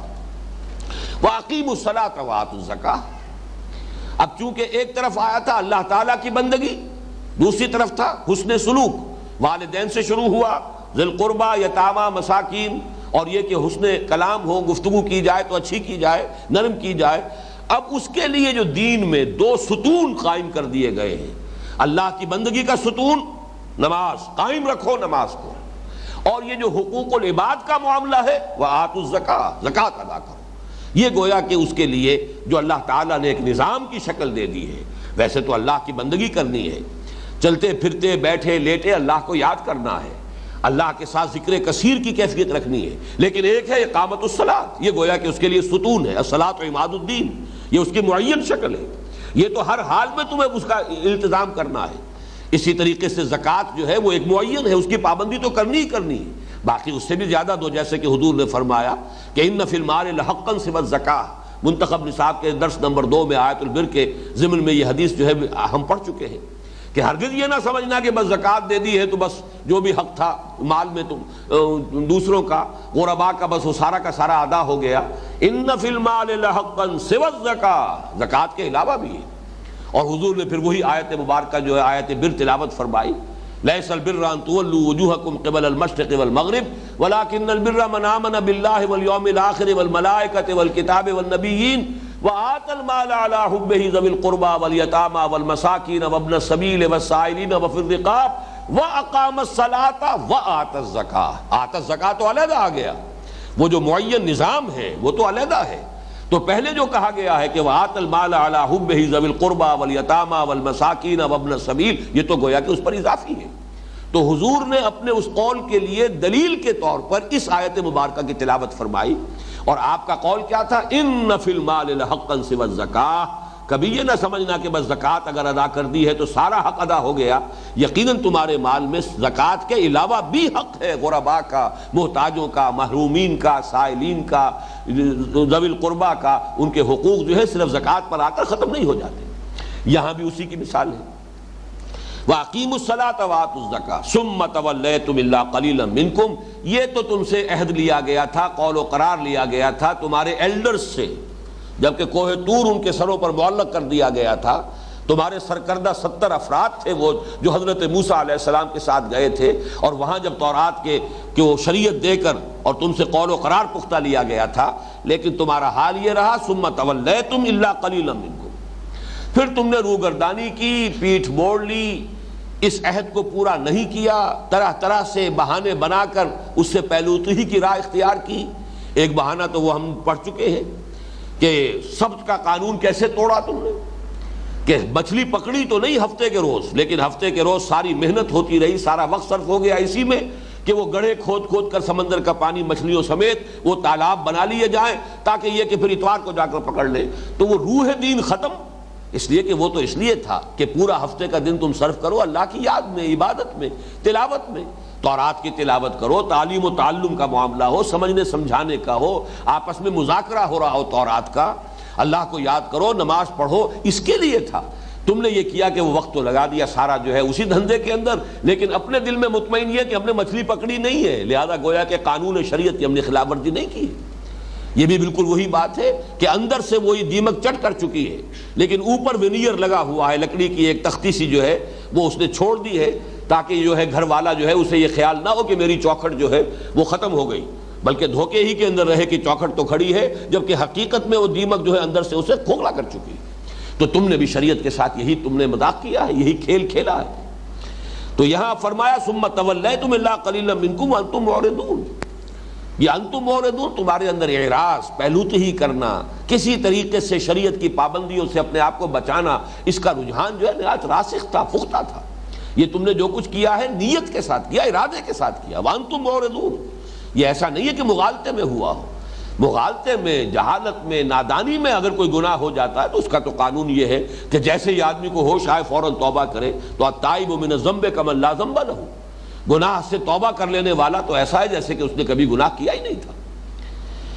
اب آئیے وہ دوسرا جو خاص میثاق ہے جس کے حوالے سے ایک بہت بڑی گمراہی ہے جس کا تذکرہ ہونے والا ہے، اور پھر یہ نوٹ کیجئے گا کہ یہ اصل میں وہ شے ہے کہ جو آج تقریباً ہر مسلمان کی زندگی کے اندر موجود ہے، وہ عملی گمراہی. وَإِذْ أَخَذْنَا مِيثَاقَكُمْ لَا تَسْفِكُونَ دِمَاءَكُمْ، اور ذرا یاد کرو جب کہ ہم نے تم سے ایک عہد اور بھی لیا تھا. حالانکہ اس کو شامل کیا جا سکتا تھا، لیکن جیسا کہ میں نے عرض کیا ہے اس عہد کو چونکہ وہ ایک جنرل ہے، وہ دین کی بنیادی حقیقت، چاہے وہ شریعت محمدی ہے یا شریعت موسوی تھی علیہم الصلاۃ والسلام، ان دونوں کے بارے میں جو اقدار مشترک تھی انہیں علیحدہ کر دیا. اب ایک خاص جو ان سے لیا گیا تھا، اور یہ ہے در حقیقت ایک دوسرے انداز میں مسلمانوں کو بھی اس کی تلقین کی گئی. بار بار قرآن میں آتا ہے اشداء علی الکفار رحماء بینہم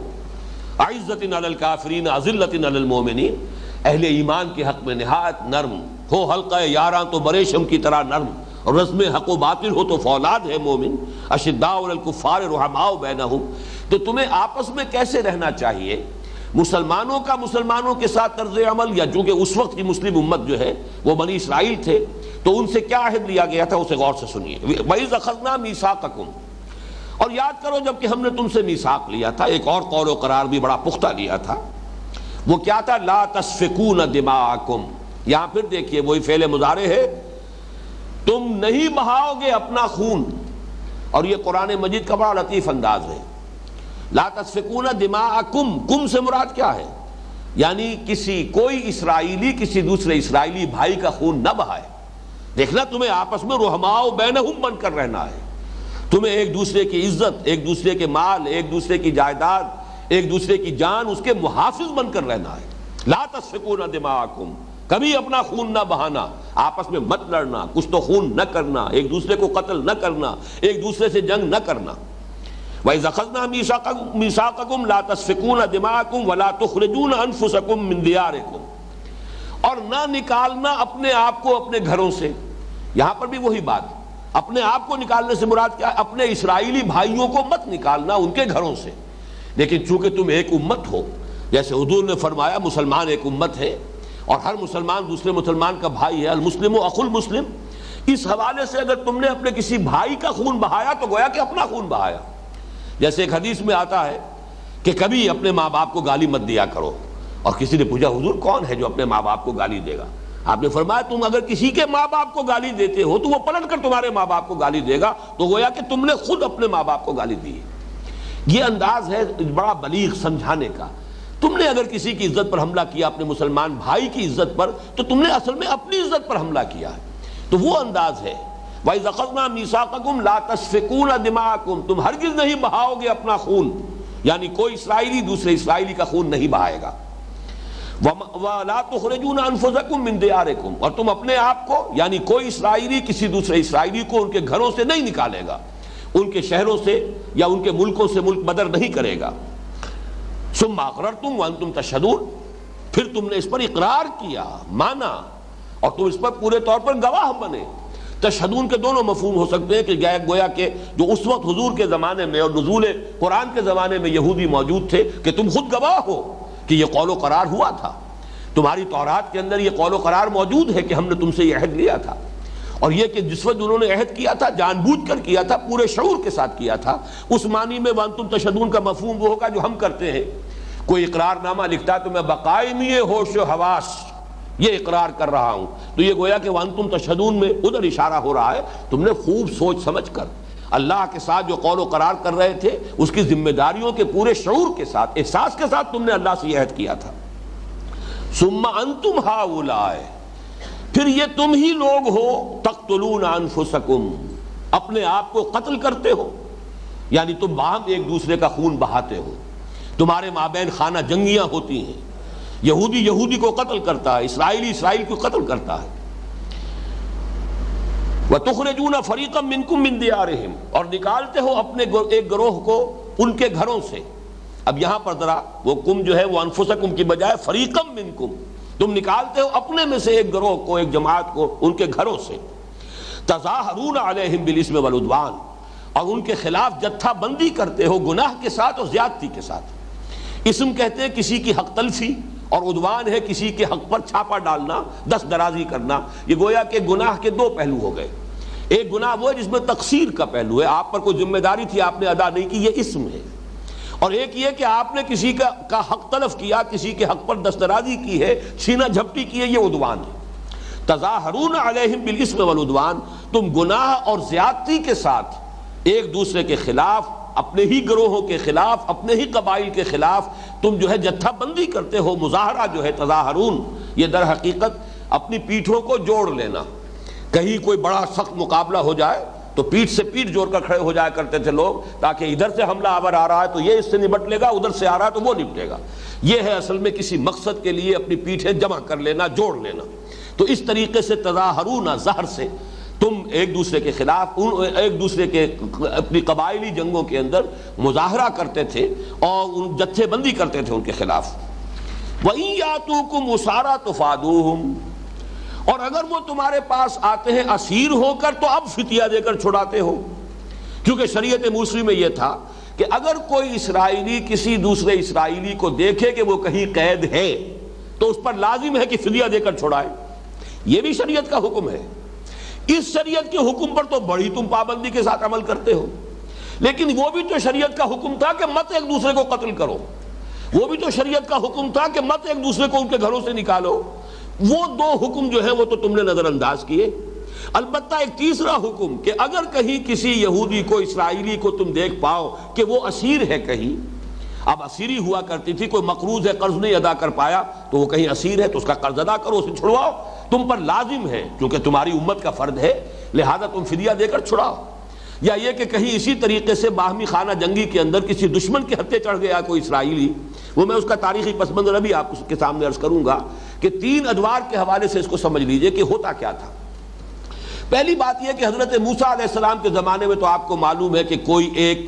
اسرائیلی ریاست قائم نہیں ہوئی، اس لیے کہ جنگ کا موقع جب آیا تھا کورا جواب پوری قوم نے دے دیا۔ 6 لاکھ افراد تھے، حالانکہ ایکسوڈس جو ہے، بک آف ایکسوڈس،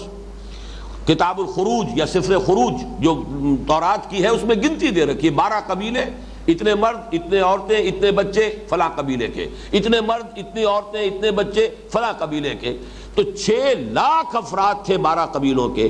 لیکن یہ کہ جب حضرت موسیٰ علیہ السلام نے فرمایا، حکم دیا کہ اب اللہ کا حکم ہے جنگ کرو، پوری قوم نے کورا جواب دیا، فَاذْهَبْ أَنْتَ وَرَبُّكَ فَقَاتِلَا إِنَّا هَاهُنَا قَاعِدُونَ۔ موسیٰ تم جاؤ، تمہارا رب جائے، تم قتال کرو، ہم تو یہیں بیٹھے۔ حضرت موسیٰ علیہ السلام پر شدید بیزاری طاری ہوئی، اور یہ واقعہ یہ ہے کہ وہ موسیٰ جس نے ایک اسرائیلی کی محبت میں اور اس کی مدد کرتے ہوئے ایک قبطی کو ایک گھوسا لگایا تھا اور وہ اس کی جان نکال دی تھی، یہ سورہ قصص کے اندر پورا واقعہ موجود ہے کہ ایک قبطی جو تھا، اصل مصری، قوم فرعون کا فرد، اور ایک اسرائیلی محکوم فرد، ان دونوں کے درمیان جھگڑا ہو رہا تھا۔ اس اسرائیلی نے استغاثہ کیا، حضرت موسیٰ علیہ السلام سے مدد مانگی، حضرت موسیٰ علیہ السلام نے اس قبطی کو ایک گھوسا لگایا ہے، فقضا علیہ، اس کی جان نکال دی۔ اتنی حمیت موجود اپنی قوم کے لیے، لیکن وہی موسیٰ علیہ السلام ہے جو کہتے ہیں رب انی لا املک الا نفسی واخی فافرق بیننا وبین القوم الفاسقین، اے رب مجھے تو اختیار ہے تو صرف اپنی جان کا ہے اور اپنے بھائی ہارون کی جان کا ہے، باقی پوری قوم کورا جواب دے رہی ہے ہم جنگ کرنے کے لیے تیار نہیں، میں کیا کروں؟ تو اے پروردگار اب ہمیں ان سے علیحدہ کر دے، میں ان ناہنجاروں کے ساتھ مزید رہنے کے لیے تیار نہیں۔ اتنی بیزاری، اگرچہ اللہ تعالیٰ نے حضرت موسیٰ کی یہ درخواست قبول نہیں کی، حضرت موسیٰ کو ان کے ساتھ رہنا پڑا، البتہ سزا یہ دی گئی فَإِنَّهَا مُحَرَّمَةٌ عَلَيْهِمْ 40 سنہ، 40 برس تک یہ ارض مقدس فلسطین ان پر حرام رہے گی۔ اگر اس وقت یہ جنگ کرتے، ابھی ہم فلسطین فتح کرا دیتے ان کے ہاتھوں اور حکومت قائم ہو جاتی، اور اگر حکومت قائم ہوتی حضرت عیسیٰ اس کے سربراہ ہوتے، جیسے کہ مدینے میں حکومت قائم ہوئی تو محمد الرسول اللہ سربراہ ہے، اور اس کے بعد جو ہے توسیع کا عمل شروع ہو گیا۔ چند سالوں کے اندر اندر پورا جزیرہ نماء عرب جو ہے زیر نگیں آ گیا، اسلامی ریاست قائم ہو گئی، انقلاب کی تکمیل ہو گئی جزیرہ نماء عرب کی حد تک، اور پھر 24 برس کے اندر اندر کہاں اٹلانٹک سے آکسس تک وہ جو اسلام کا خلافت کا نظام قائم ہو گیا۔ لیکن چونکہ حضرت موسیٰ کے زمانے میں یہ حکومت قائم نہیں ہو سکی، حضرت موسیٰ کا انتقال، حضرت ہارون، دونوں کا انتقال انہی 40 سالوں کے دوران ہو گیا، جسے یہ جو بھی صحرائے تیہ کے اندر یہ بھٹکتے پھرے ہیں اور وہاں کہیں پر ان کی حکومت قائم نہیں ہو سکتی۔ البتہ حضرت موسیٰ علیہ السلام کے جانشین جوشوا، حضرت یوشع ابن نون، ان کی سرکردگی میں پھر وہ نسل جو صحرا میں پیدا ہوئی ہے 40 سالوں کے دوران، وہ غلام قوم جو مصر میں فرائض اور ان کی قوم کی غلامی کا داغ لے چکی تھی، اس میں تو ہمت نہیں تھی کہ وہ جنگ کے لیے میدان میں آ سکتی، لیکن وہ صحرا میں جو قوم پیدا ہوئی ہے اب ان کی، وہ نئی نسل فطرت کے مقاصد کی کرتا ہے نگہبانی، یا بندہ صحرائی یا مرد کوہستانی، تو یہ صحرائی نسل جو ابری ہے پھر اس نے جہاد کیا ہے۔ لیکن یہ کہ ایک بڑی غلطی انہوں نے یہ کی کہ فلسطین کو فتح کر کے وہاں 12 حکومتیں قائم کر دی، ہر قبیلے نے اپنی علیحدہ حکومت بنا لی بجائے اس کے کہ ایک مرکزی حکومت قائم ہوتی۔ نتیجہ یہ نکلا جب 12 حکومتیں ہوں گی تو آپس میں چپقلش بھی ہوگی، کہیں نہ کہیں کوئی اختلاف بھی ہوگا، کہیں نہ کہیں کوئی جھگڑا ہو جائے گا۔ ان جھگڑوں میں پھر وہ جو آپس کے جو مشرکین آباد تھے، یہ مختلف جو قبائل تھے، پھر ان سے مدد لیتے تھے ایک دوسرے کے خلاف۔ جیسے ہندوستان میں جب انگریز آ رہا تھا تو یہی ہو رہا تھا نا، کہ چاہے مسلمان نواب تھے مختلف ریاستوں کے اور چاہے ہندو تھے، آپس کی جنگوں میں کوئی کسی سے مدد لے رہا ہے، کوئی انگریز سے مدد لے رہا ہے، اپنے کسی مقامی جو ہے دشمن کے خلاف، ہوتے ہوتے انگریزوں ہی نے پورے ملک پر قبضہ کر لیا۔ یہ کیفیت رہی ہے 300 برس تک، ان کی کوئی مرکزی حکومت قائم نہیں ہوئی، آپس میں لڑتے رہتے تھے۔ لیکن ہوتا کیا تھا وہ یہاں پر بیان کیا گیا، جب آپس میں جنگ ہوئی، کسی غیر اسرائیلی قوم کے ساتھ اتحاد کر کے کسی اسرائیلی قبیلے کے خلاف جنگ کی، اب ظاہر بات ہے کہ اسرائیلیوں کے ہاتھوں اسرائیلی قتل بھی ہوئے، اور وہ جو غیر اسرائیلی تھا جس کی مدد لی تھی، وہ کچھ اسرائیلیوں کو لے گئے قیدی بنا کر،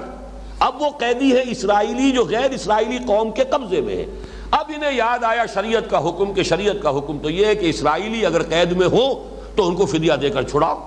لہذا اب شریعت پر عمل کر رہے ہیں کہ جا کر فدیے دے کر انہیں چھڑا کر لا رہے ہیں۔ یہ ہے ان کا طرز عمل کہ شریعت کے ایک حصے کو نظر انداز کیا۔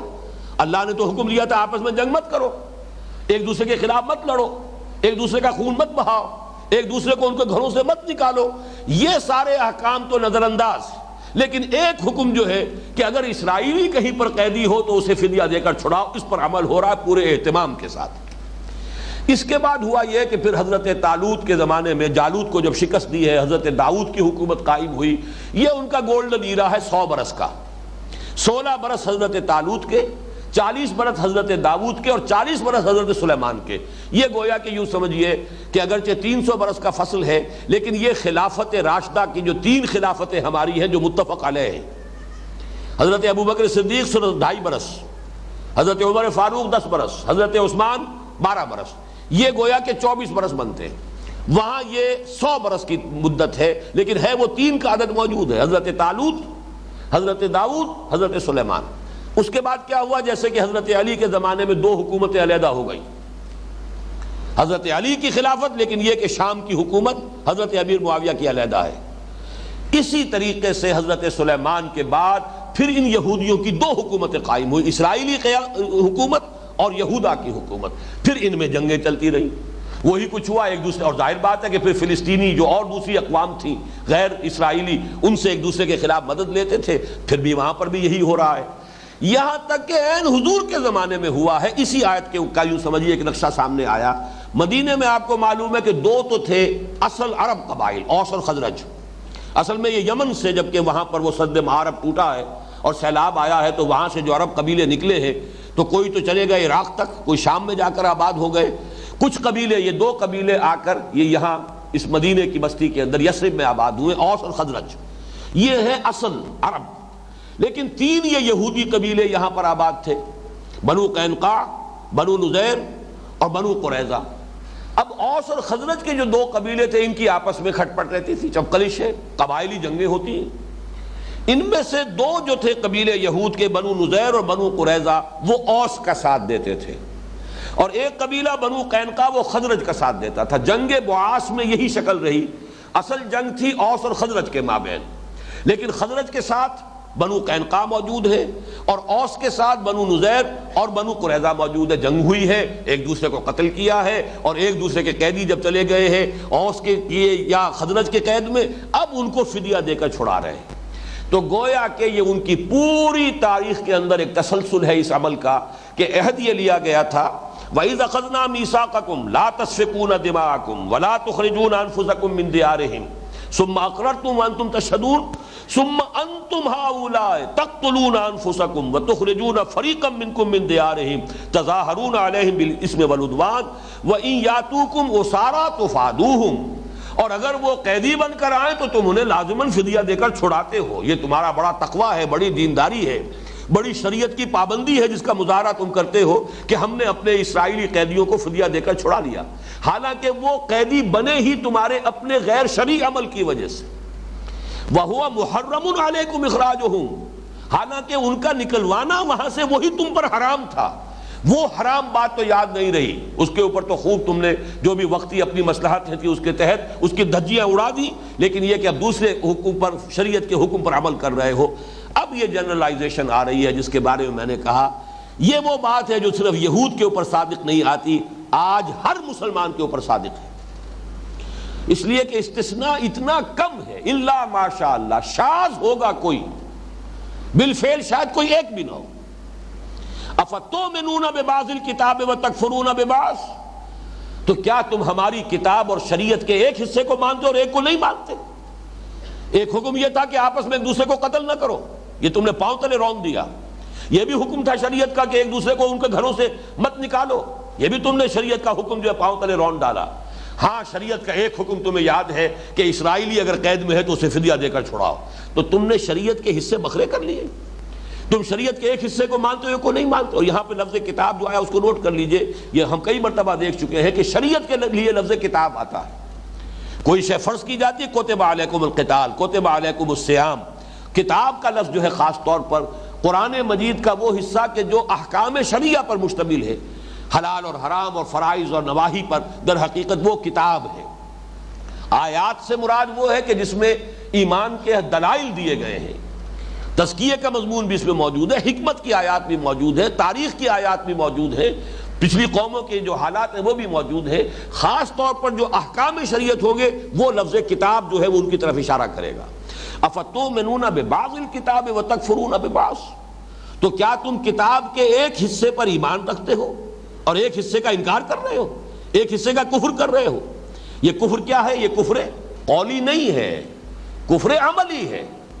وہ یہ نہیں کہتے تھے کہ ہم تورات کے اس حصے کو نہیں مانتے، لیکن عملاً اس پر جب عمل نہیں کر رہے ہیں تو گویا کہ اس کی تکذیب کر رہے ہیں۔ یہی جو میں نے پچھلے دونوں جمعوں میں جو تقریر کی ہے کہ آج ہم اپنے طرز عمل سے قرآن کی تکذیب کر رہے ہیں، حالانکہ جیسے کہ قرآن مجید میں سورہ جمعہ کی آیت نمبر 5 میں فرمایا گیا، مثل الذین حملوا التوراۃ ثم لم يحملوها كمثل الحمار يحمل اسفارا بئس مثل القوم الذین کذبوا بآیات اللہ واللہ لا یہدی القوم الظالمین۔ مثال اس قوم کی جو حامل تورات بنائی گئی، پھر اس نے اس کی ذمہ داریوں کو پورا نہیں کیا، اس گدھے کی سی ہے جس پر کتابوں کا بوجھ لدا ہوا ہے، اور بری ہے مثال اس قوم کی جس نے آیات الہی کو جھٹلایا۔ تو تورات کو بھی کبھی یہود نے جھٹلایا تو نہیں، جیسے ہم مدعی ہیں اس قرآن پر ایمان کے، ویسے وہ مدعی رہے ہمیشہ کہ یہ تورات اللہ کی کتاب ہے۔ عمل سے جھٹلایا جب آپ اس پر عمل نہیں کرتے، جیسے کل بھی میں نے حدیث سنائی تھی خطبہ جمعہ میں، حضور نے فرمایا ما آمن بالقرآن من استحل محارمہ، جس شخص نے قرآن کی حرام کردہ چیزوں کو اپنے لیے حلال ٹھہرا لیا اس کا قرآن پر کوئی ایمان نہیں ہے۔ کہتا رہے کہ میرا ایمان ہے قرآن پر، لیکن اگر جس شے کو قرآن حرام کہہ رہا ہے وہ اس کو حلال اپنے لیے ٹھہرا بیٹھا ہے تو پھر اس کا کوئی ایمان قرآن پر نہیں۔ تو یہاں پر بھی وہی سمجھیے کہ تم ان یاتوکم اسارا تفادوہم وہو محرم علیکم اخراجہم افتؤمنون ببعض الکتاب وتکفرون ببعض۔ اب آپ غور کیجئے آج ہمارا حال کیا ہے۔ میں یہ سمجھتا ہوں کہ 99.9 ریکرنٹ% مسلمان آج اس آیت کا بالکل مصداق ہے۔ کچھ تو وہ ہیں جو نماز روزے کا بھی کوئی خیال نہیں، عظیم اکثریت ایسے لوگوں کی۔ اس کے بعد کچھ لوگ ہیں نماز روزہ تو پکا ہے، باقی حرام کاروبار سارا کا سارا دھڑلے کے ساتھ ہو رہا ہے، سودی لین دین ہو رہا ہے، جو بھی ہو رہا ہے، رشوتیں ہو رہی ہیں، رشوت کی گرم بازاری ہے، جو بھی ہو رہا ہے سب کچھ معلوم ہے۔ کاروبار تو آج کی دنیا میں حلال کے دائرے میں رہ کر کرنا ناممکن ہے۔ ہم شریعت کے ایک حصے پر عمل کر رہے ہیں، ایک کو ہم نے پاؤں تلے رون دیے۔ یہ آج اس اعتبار سے بہت اہم ہے کہ اس کا جو نتیجہ نکلتا ہے وہ آج پوری امت کے ماتھے پر لکھا ہوا ہے۔ فما جزاء من يفعل ذلك منكم تو جو کوئی بھی تم میں سے یہ حرکت کرے گا، یہ طرز عمل اختیار کرے گا کہ شریعت کے ایک حصے پر عمل کرے اور ایک کو چھوڑ دے، ایک کو قبول کرے ایک کو رد کر دے، اس کی کوئی سزا اس کے سوا نہیں ہے الا خزی فی الحیات الدنیا، کہ دنیا کی زندگی میں رسوائی ہو، ذلت ہو۔ یہ ہے آج ہیوملیشن جو ہو رہی ہے پوری دنیا کے اندر، چاہے یہ کہ 1 بلین سے زیادہ ہے، بہت بوسٹ کرتے ہیں ہم، every fifth human being on this planet is a Muslim, every fifth، 1/5 آبادی کا حصہ پوری دنیا کی، کتنا بڑا چنک آف ٹیریٹری ہے جو ہمارے قدموں تلے ہے۔ چلے جائیے جاوا، سماٹرا، بورنیو سے لے کر، اور یہ کہ موریتانیہ جو ہے ویسٹ کوسٹ جو ہے افریقہ کا، اس میں سے آپ کہیں گے کہ تھوڑا سا یہ بھارت کا علاقہ آ جاتا ہے جو سالڈ نہیں ہے، لیکن بھارت میں کم سے کم 18 کروڑ مسلمان آباد، اور کون سے ہمارے پاس وسائل نہیں ہیں۔ آج کی سب سے بڑی دولت، تیل کے سب سے بڑے ذخائر وہ ہیں جو ہمارے قدمے تلے ہیں۔ عزت نام کی شے نہیں ہے، کوئی وہ G7 میں تو کون ہوگا، G15 میں بھی نہیں ہے۔ کسنمی پرست کے بھیا کیستی، ہمارے مسائل وہ آپس میں طے کر لیں گے، ہماری قسمتوں کے فیصلے وہاں ہو جاتے ہیں۔ ہمارے تو ٹیکسیشن پالیسیز جو ہے وہ وہاں سے ڈکٹیٹ کرائی جاتی ہیں۔ فورن پالیسی تو چھوڑیے، ہماری جنگ اور صلح کے معاملات کو تو چھوڑیے، معلوم ہوتا ہے جس شے کا نام عزت ہے، وہ جو اقبال نے کہا تھا، عبد القادر روہیلا والی جو نظم ہے کہ غیرت نام تھا جس کا گئی تیمور کے گھر سے، کہاں ہے غیرت؟ عزت نام کی کوئی شے نہیں۔ ہم سے کہیں کسی بین الاقوامی مسئلے میں ہماری رائے کوئی نہیں پوچھتا، کسنمی پرست کے بھیا کیستی۔ ہیوملیشن کی وہ انتہا ہے، یہ آیت جو ہے یہ اس کی تشخیص کر کے بتا رہی ہے کیوں ہے۔ افتؤمنون ببعض الکتاب وتکفرون ببعض، جب تک پوری کتاب کو قبول نہیں کرو گے، جب تک کہ وہ پورا نظام قائم نہیں کرو گے جس میں یہ پوری کتاب نافذ ہو رہی ہو، ٹیک اٹ اور لیو اٹ، کوئی مڈ وے نہیں ہے، یا اس قرآن کو مانو یا چھوڑ دو، دفع ہو جاؤ۔ اللہ تعالیٰ کو تمہاری احتیاج اور ضرورت نہیں ہے، تمہیں اس کی ضرورت ہے۔ تو یہ ہے اصل میں آج کی ہماری کیفیت، الا خزی فی الحیات الدنیا، دنیا کی زندگی میں رسوائی، بے عزتی، جو بھی پامالی ہے، جو بھی اس وقت ہیوملیشن ہے پوری مسلمان امت کے لیے، پوری، اور ان میں سب برابر ہیں اس وقت۔ کون ہے شاذ کسی کا نام آپ لیا جا سکے کہ جو واقعتاً آزاد ملک اپنے پاؤں پر کھڑا ہے، اپنی پالیسیاں خود بناتا ہے؟ ایک آدھ ہے، اکثر و بیشتر کا جو بھی حال ہے وہ آپ کے علم میں۔ فما جزاء من یفعل ذلک منکم، اور دیکھ لیجئے اسی سے جو نتیجہ نکلتا ہے، یہ صورتحال ہماری ہرگز نہیں بدلے گی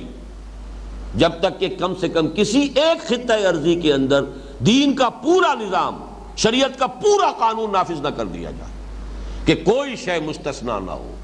زندگی کا کوئی پہلو، حیات انسانی کا کوئی گوشہ جو ہے اس سے ماورا نہ رہے، مستثنا نہ رہے، سب اللہ کے حکم کے تلے اور اس کے تابع ہو جائے۔ جب تک یہ نہیں ہوگا ہماری قسمت بدلے گی نہیں۔ میں جو پوری کتاب میری چھپ چکی ہے، سابقہ اور مسلمان امتوں کا ماضی، حال اور مستقبل، اس میں جو میں نے ایک چیپٹر لکھا ہے اللہ کا قانون عذاب۔ عذاب جو ہے دنیا میں آتا ہے قومی جرائم کے اوپر، انفرادی حساب کتاب اللہ کے ہاں ہوگا، وہ یہاں نہیں ہوتا۔ آخرت کا حساب کتاب انفرادی ہے، کلہم آتی ہے یوم القیامت فردا، ہر ایک کو اکیلے جا کر کھڑے ہونا ہوگا اس کٹہرے کے اندر، جواب دہی اپنی کرنی پڑے گی۔ دنیا میں معاملہ انفرادی محاسبہ نہیں، قوموں کا محاسبہ ہے۔ قومی جرائم کے اوپر اجتماعی سزا یہاں ملتی ہے۔ اسی لیے اقبال نے کہا ہے کہ فطرت افراد سے اغماض بھی کر لیتی ہے، نہیں کرتی کبھی ملت کے گناہوں کو معاف۔ افراد سے اغماض اس لیے کر لیتی ہے کہ وہ تو آخرت کا معاملہ ہے، وہاں آ کر ہر ایک کو پورا پورا حساب کتاب مل جائے گا، ہر ایک کا کارنامہ زندگی اس کے سامنے ہوگا۔ اقرا کتابک کفی بنفسک اليوم علیک حسیبا، لو بھائی خود ہی اپنا حساب دیکھ لو، تم ہی کافی ہو، تم ہی جمع جوڑ کر لو، کسی اور کی محاسب کی ضرورت ہی نہیں۔ لیکن اجتماعی معاملات یہاں طے ہوتے ہیں، اور وہی ہے جو ہمارے ساتھ ہو رہا ہے۔ ضربت علیہم الذلۃ والمسکنۃ وباؤوا بغضب من اللہ، میں نے اپنی اس کتاب میں یہی تو لکھا ہے۔ اس آیت کے مصداق تو آج مسلمان ہیں، یہودی تو نہیں ہے۔ یہودی کل 14 ملین ہے اس وقت دنیا کے اندر، 1.5 کروڑ بھی پورا نہیں، ہم اس سے 100 گنا ہیں، لیکن اس کا اثر، اس کا نفوذ، پوری دنیا کا مالیاتی نظام، پھر یہ کہ دی سول سپریم پاور آن ارتھ، وہ فرنگ کی رگے جہاں پنجہ یہود میں ہے، وہ ان کے قبضے میں ہے۔ وہ پالیسیز ڈکٹیٹ کرا سکتے ہیں، امریکہ کو کراتے ہیں۔ کانپتا ہے صدر امریکہ کا کہ کہیں یہودی لابی جو ہے کہیں میرے خلاف کوئی اسکینڈل نہ اٹھا دے، اور ہر ایک کے خلاف اتنا مواد ان کے پاس موجود ہوتا ہے جب چاہے چٹکیوں میں اڑا دے۔ ذرا سا اگر ٹرن لے لے، بش نے ذرا سا ٹرن لیا تھا جو اس کا حشر کروایا ہے، حالانکہ اتنا بڑا ہیرو، جتنی بڑی اس نے یوں سمجھیے کہ امریکہ کے لیے، اور جس طریقے سے دبایا ہے عراق کا جو بھرکس نکالا ہے، اور جس طرح جا کر امریکن فورسز کو جہاں پر کہ بیسز نہیں دے رہے تھے، نہ سعودی عرب بیس دے رہا تھا انہیں، نہ امارات والے انہیں دینے کے لیے تیار تھے، اب وہاں پر ان کے اڈے بن گئے، پورا تیل کا جو ذخیرہ ہے وہ ان کے قبضہ و اختیار میں ہے۔ اس کے باوجود یہودیوں سے ذرا سے ہٹ کر اگر اس نے کوئی ایک بات کی ہے، پتہ چاک کوئی حیثیت ہی نہیں، پوری کتابیں لکھی گئی دی ڈیئر ٹو اسپیک۔ ذرا سا کسی نے اگر یہودیوں کے خلاف کبھی اگر لب کشائی کی ہے، بڑے سے بڑے پولیٹیکل لیڈر کا جو ہے اس کا جو کیریئر ہے وہ آنن فانن ختم کر دیا گیا، اس قدر اثر و رسوخ ہے۔ وہ ہے کل 14 ملین، 1.5 کروڑ۔ تو ضربت علیہم الذلۃ والمسکنہ کہاں ہے؟ آج کا یہودی اس کا مصداق نہیں ہے، آج ہم مصداق ہیں اس کے۔ ضربت علیہم الذلۃ والمسکنۃ وباؤوا بغضب من اللہ۔ یہ صورتحال بہرحال اس کو بدلنا بھی ہے، اس کا جو اینڈ رزلٹ ہے وہ کچھ اور آئے گا، لیکن یہ کہ میری گفتگو کا اس وقت وہ موضوع نہیں ہے، وہ تو میری اس کتاب میں موجود ہے۔ اس آیت پر غور کیجئے کہ یہ طریقے ہوتے ہیں شریعت کو ماننے والوں میں جب اضمحلال ہوتا ہے، یا تو جیسے وہ سبت والوں نے کیا، حکم پر عمل کر رہے ہیں لیکن روح غائب، مچھلیاں تو نہیں پکڑی ہفتے کے روز لیکن گڑھے کھودنے میں لگے رہے، تاکہ جو اصل مقصد تھا شریعت کا وہ تو غتربود، لیکن یہ کہ بہرحال اس شریعت کی ظاہری شکل جو ہے وہ برقرار۔ یا نمبر 2 بات یہ آئی کہ شریعت کا ایک حصہ سر آنکھوں پر، نماز پڑھیں گے جی، روزہ رکھیں گے، تراویح پڑھیں گے، سب کچھ کریں گے، ختم قرآن کریں گے، یہ ہوگا سب ہوگا، لیکن یہ سود کے بغیر تو دھندا چلتا نہیں، رشوت کے بغیر کام ہمارا چلتا نہیں۔ وہ ہر ایک نے کوئی نہ کوئی ایک گناہ کبیرہ، ہماری سوسائٹی کے ہر طبقے نے ایک گناہ کبیرہ اپنے لیے حلال کیا ہوا۔ ملازم پیش آئیں تو چاہے وہ جو سرکاری اختیارات میں خیانت ہے، چاہے امانت ان کے پاس ہے اس میں خیانت ہے، چاہے رشوت ہے، انہوں نے وہ کیا کریں جی، تنخواہوں میں گزارا نہیں ہوتا۔ کاروبار والوں نے سود کو، بلیک مارکیٹنگ کو، حلف نامے جھوٹے، حساب کتاب جو پیش کرتے ہیں انکم ٹیکس کے جھوٹے حلف نامے، یہ تو کیا کریں، یہ مجبوری ہے۔ باقی مسجدیں بنا دیں گے، تمہاری مسجد میں آ کر قالین ڈال دیں گے، اعلیٰ سے اعلیٰ جو ہے اس کے لیے فانوس لا کے لگا دیں گے، یہ اپنی جگہ ہے، لیکن یہ کہ بہرحال شریعت کا یہ حکم جو ناقابل عمل ہے۔ افتؤمنون ببعض الکتاب وتکفرون ببعض، اور یہ ان کا حال ہے جو شریعت پر کوئی عمل کرتے ہیں۔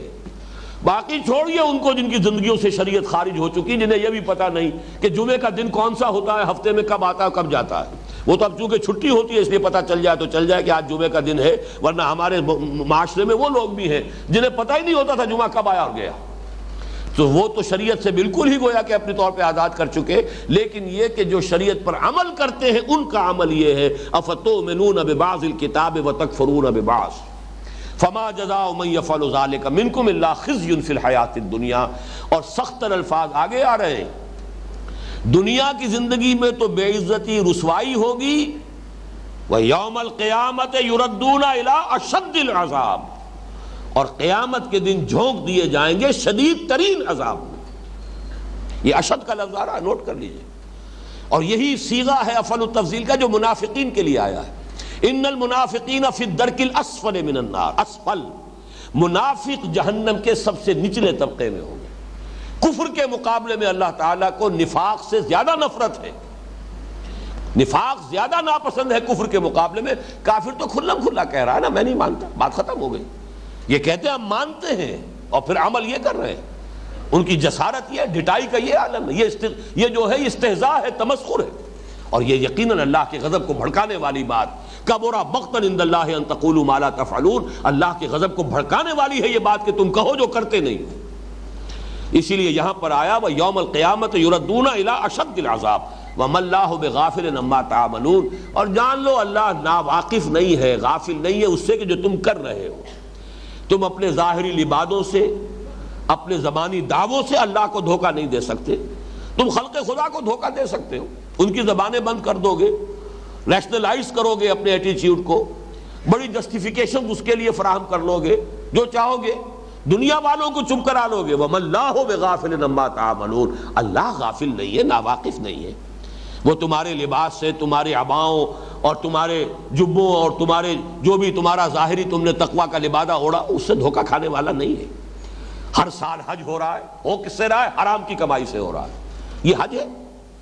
عمرہ ہو رہا ہے, ہر سال رمضان میں عمرہ ہو رہا ہے, کس کمائی سے ہو رہا ہے؟ جبکہ وہاں حدیث یہ ہے کہ منہ پر دے ماری جاتی ہے دعا, انا یستجاب لذالک, اس کی دعا قبول ہو تو کیسے ہو؟ وَمَطْعَمُهُ حَرَامٌ وَمَلْبَسُهُ حَرَامٌ وَغُذِيَ بِالْحَرَامِ, اس کا کھایا ہوا حرام کا ہے, پہنا ہوا حرام کا ہے, اور حرام غذا سے اس کا جسم بنا ہے. چاہے آپ جبل الرحمت پر کھڑے ہو کر 4 گھنٹے ہاتھ اٹھا لیجئے, اللہ کی ترازو میں زیرو ہے, کوئی وزن اس کا نہیں. اس لیے تم حرام خوری کر کے یہاں آئے, تمہارا سارا پیسہ جو تم نے خرچ کیا وہ حرام سے. وَمَا اللَّهُ بِغَافِلٍ عَمَّا تَعْمَلُونَ أُولَٰئِكَ الَّذِينَ اشْتَرَوُا الْحَيَاةَ الدُّنْيَا بِالْآخِرَةِ, یہ وہ لوگ ہیں جنہوں نے آخرت دے کر دنیا خرید لی ہے. یہ شرع یشری اور باع یبیع, یہ دونوں طرف چلتا ہے. بیع میں, خرید و فروخت میں ہوتا کیا ہے؟ آپ نے کوئی چیز دی اور دوسری لے لی. کسی زمانے میں تو ہوتا ہی مبادلہ تھا, بارٹر ہی ہوتا تھا, شے کا شے سے تبادلہ ہے. کسان نے محنت کی ہے, گندم اگائی ہے, اور یہ بیچارہ بیٹھا ہوا کرگھے کے اوپر یہ کپڑا بنتا رہا ہے, اس نے کپڑا اس کو دیا اور اس سے جو ہے گندم لے لی. تو اصل میں کس کو قیمت کہے؟ وہ گندم قیمت ہے یا یہ کہ وہ کپڑا قیمت ہے؟ دونوں کو قیمت بھی کہہ سکتے ہیں اور دونوں کو جنس بھی کہہ سکتے ہیں. البتہ یہ کہ اب کرنسی ہے تو اس حوالے سے ہم کہتے ہیں قیمت اتنے روپے ہے یا اتنے ڈالر ہے یا اتنا سونا ہے یا اتنی چاندی ہے. لیکن یہاں پہ قرآن مجید میں یہ لفظ آتا ہے اس اوریجنل سینس میں, ایک شے دینا ایک لے لینا. یہ وہ لوگ ہیں جنہوں نے دنیا لی ہے, آخرت دے دی ہے.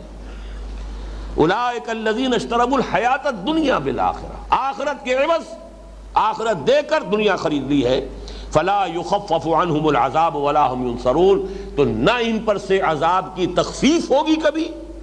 عذاب سخت سے سخت تر ہوتا چلا جائے گا, تخفیف نہیں ہوگی, نہ ہی ان کی کسی جانب سے کوئی مدد ہو سکے گی. اللہ تعالیٰ سے پناہ مانگیے اور دعا کیجئے کہ اللہ تعالیٰ ہمیں دین پر, لیکن پورے دین پر, ادخلوا فی السلم کافہ, پورے دین پر عمل پیرا ہونے کی توفیق عطا فرمائے. اور اگر بالفرض کسی کے لیے اس وقت پورے دین پر عمل کرنا ممکن نہیں ہے, دین کا ایک حصہ وہ ہے جو میرے اختیار ہی میں نہیں ہے.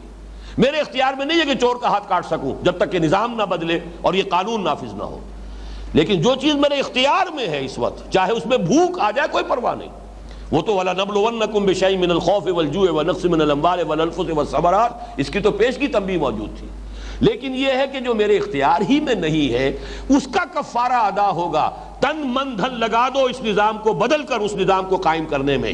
یہ گویا کہ تمہاری جد و جہد کفارہ بن جائے گی. اللہ تعالیٰ اسے قبول کرے گا کہ میرے اس بندے نے اس غلط نظام کے اندر پھلنے اور پھولنے پر اپنی محنتیں صرف نہیں کی ہے, بلکہ میرے اس بندے نے اس نظام کو بدلنے پر اپنی تمام توانائیاں صرف کر دی ہیں. یہ کفارہ ہوگا اس کا. اقول قولی ھذا واستغفر اللہ لی ولکم ولسائر المسلمین والمسلمات.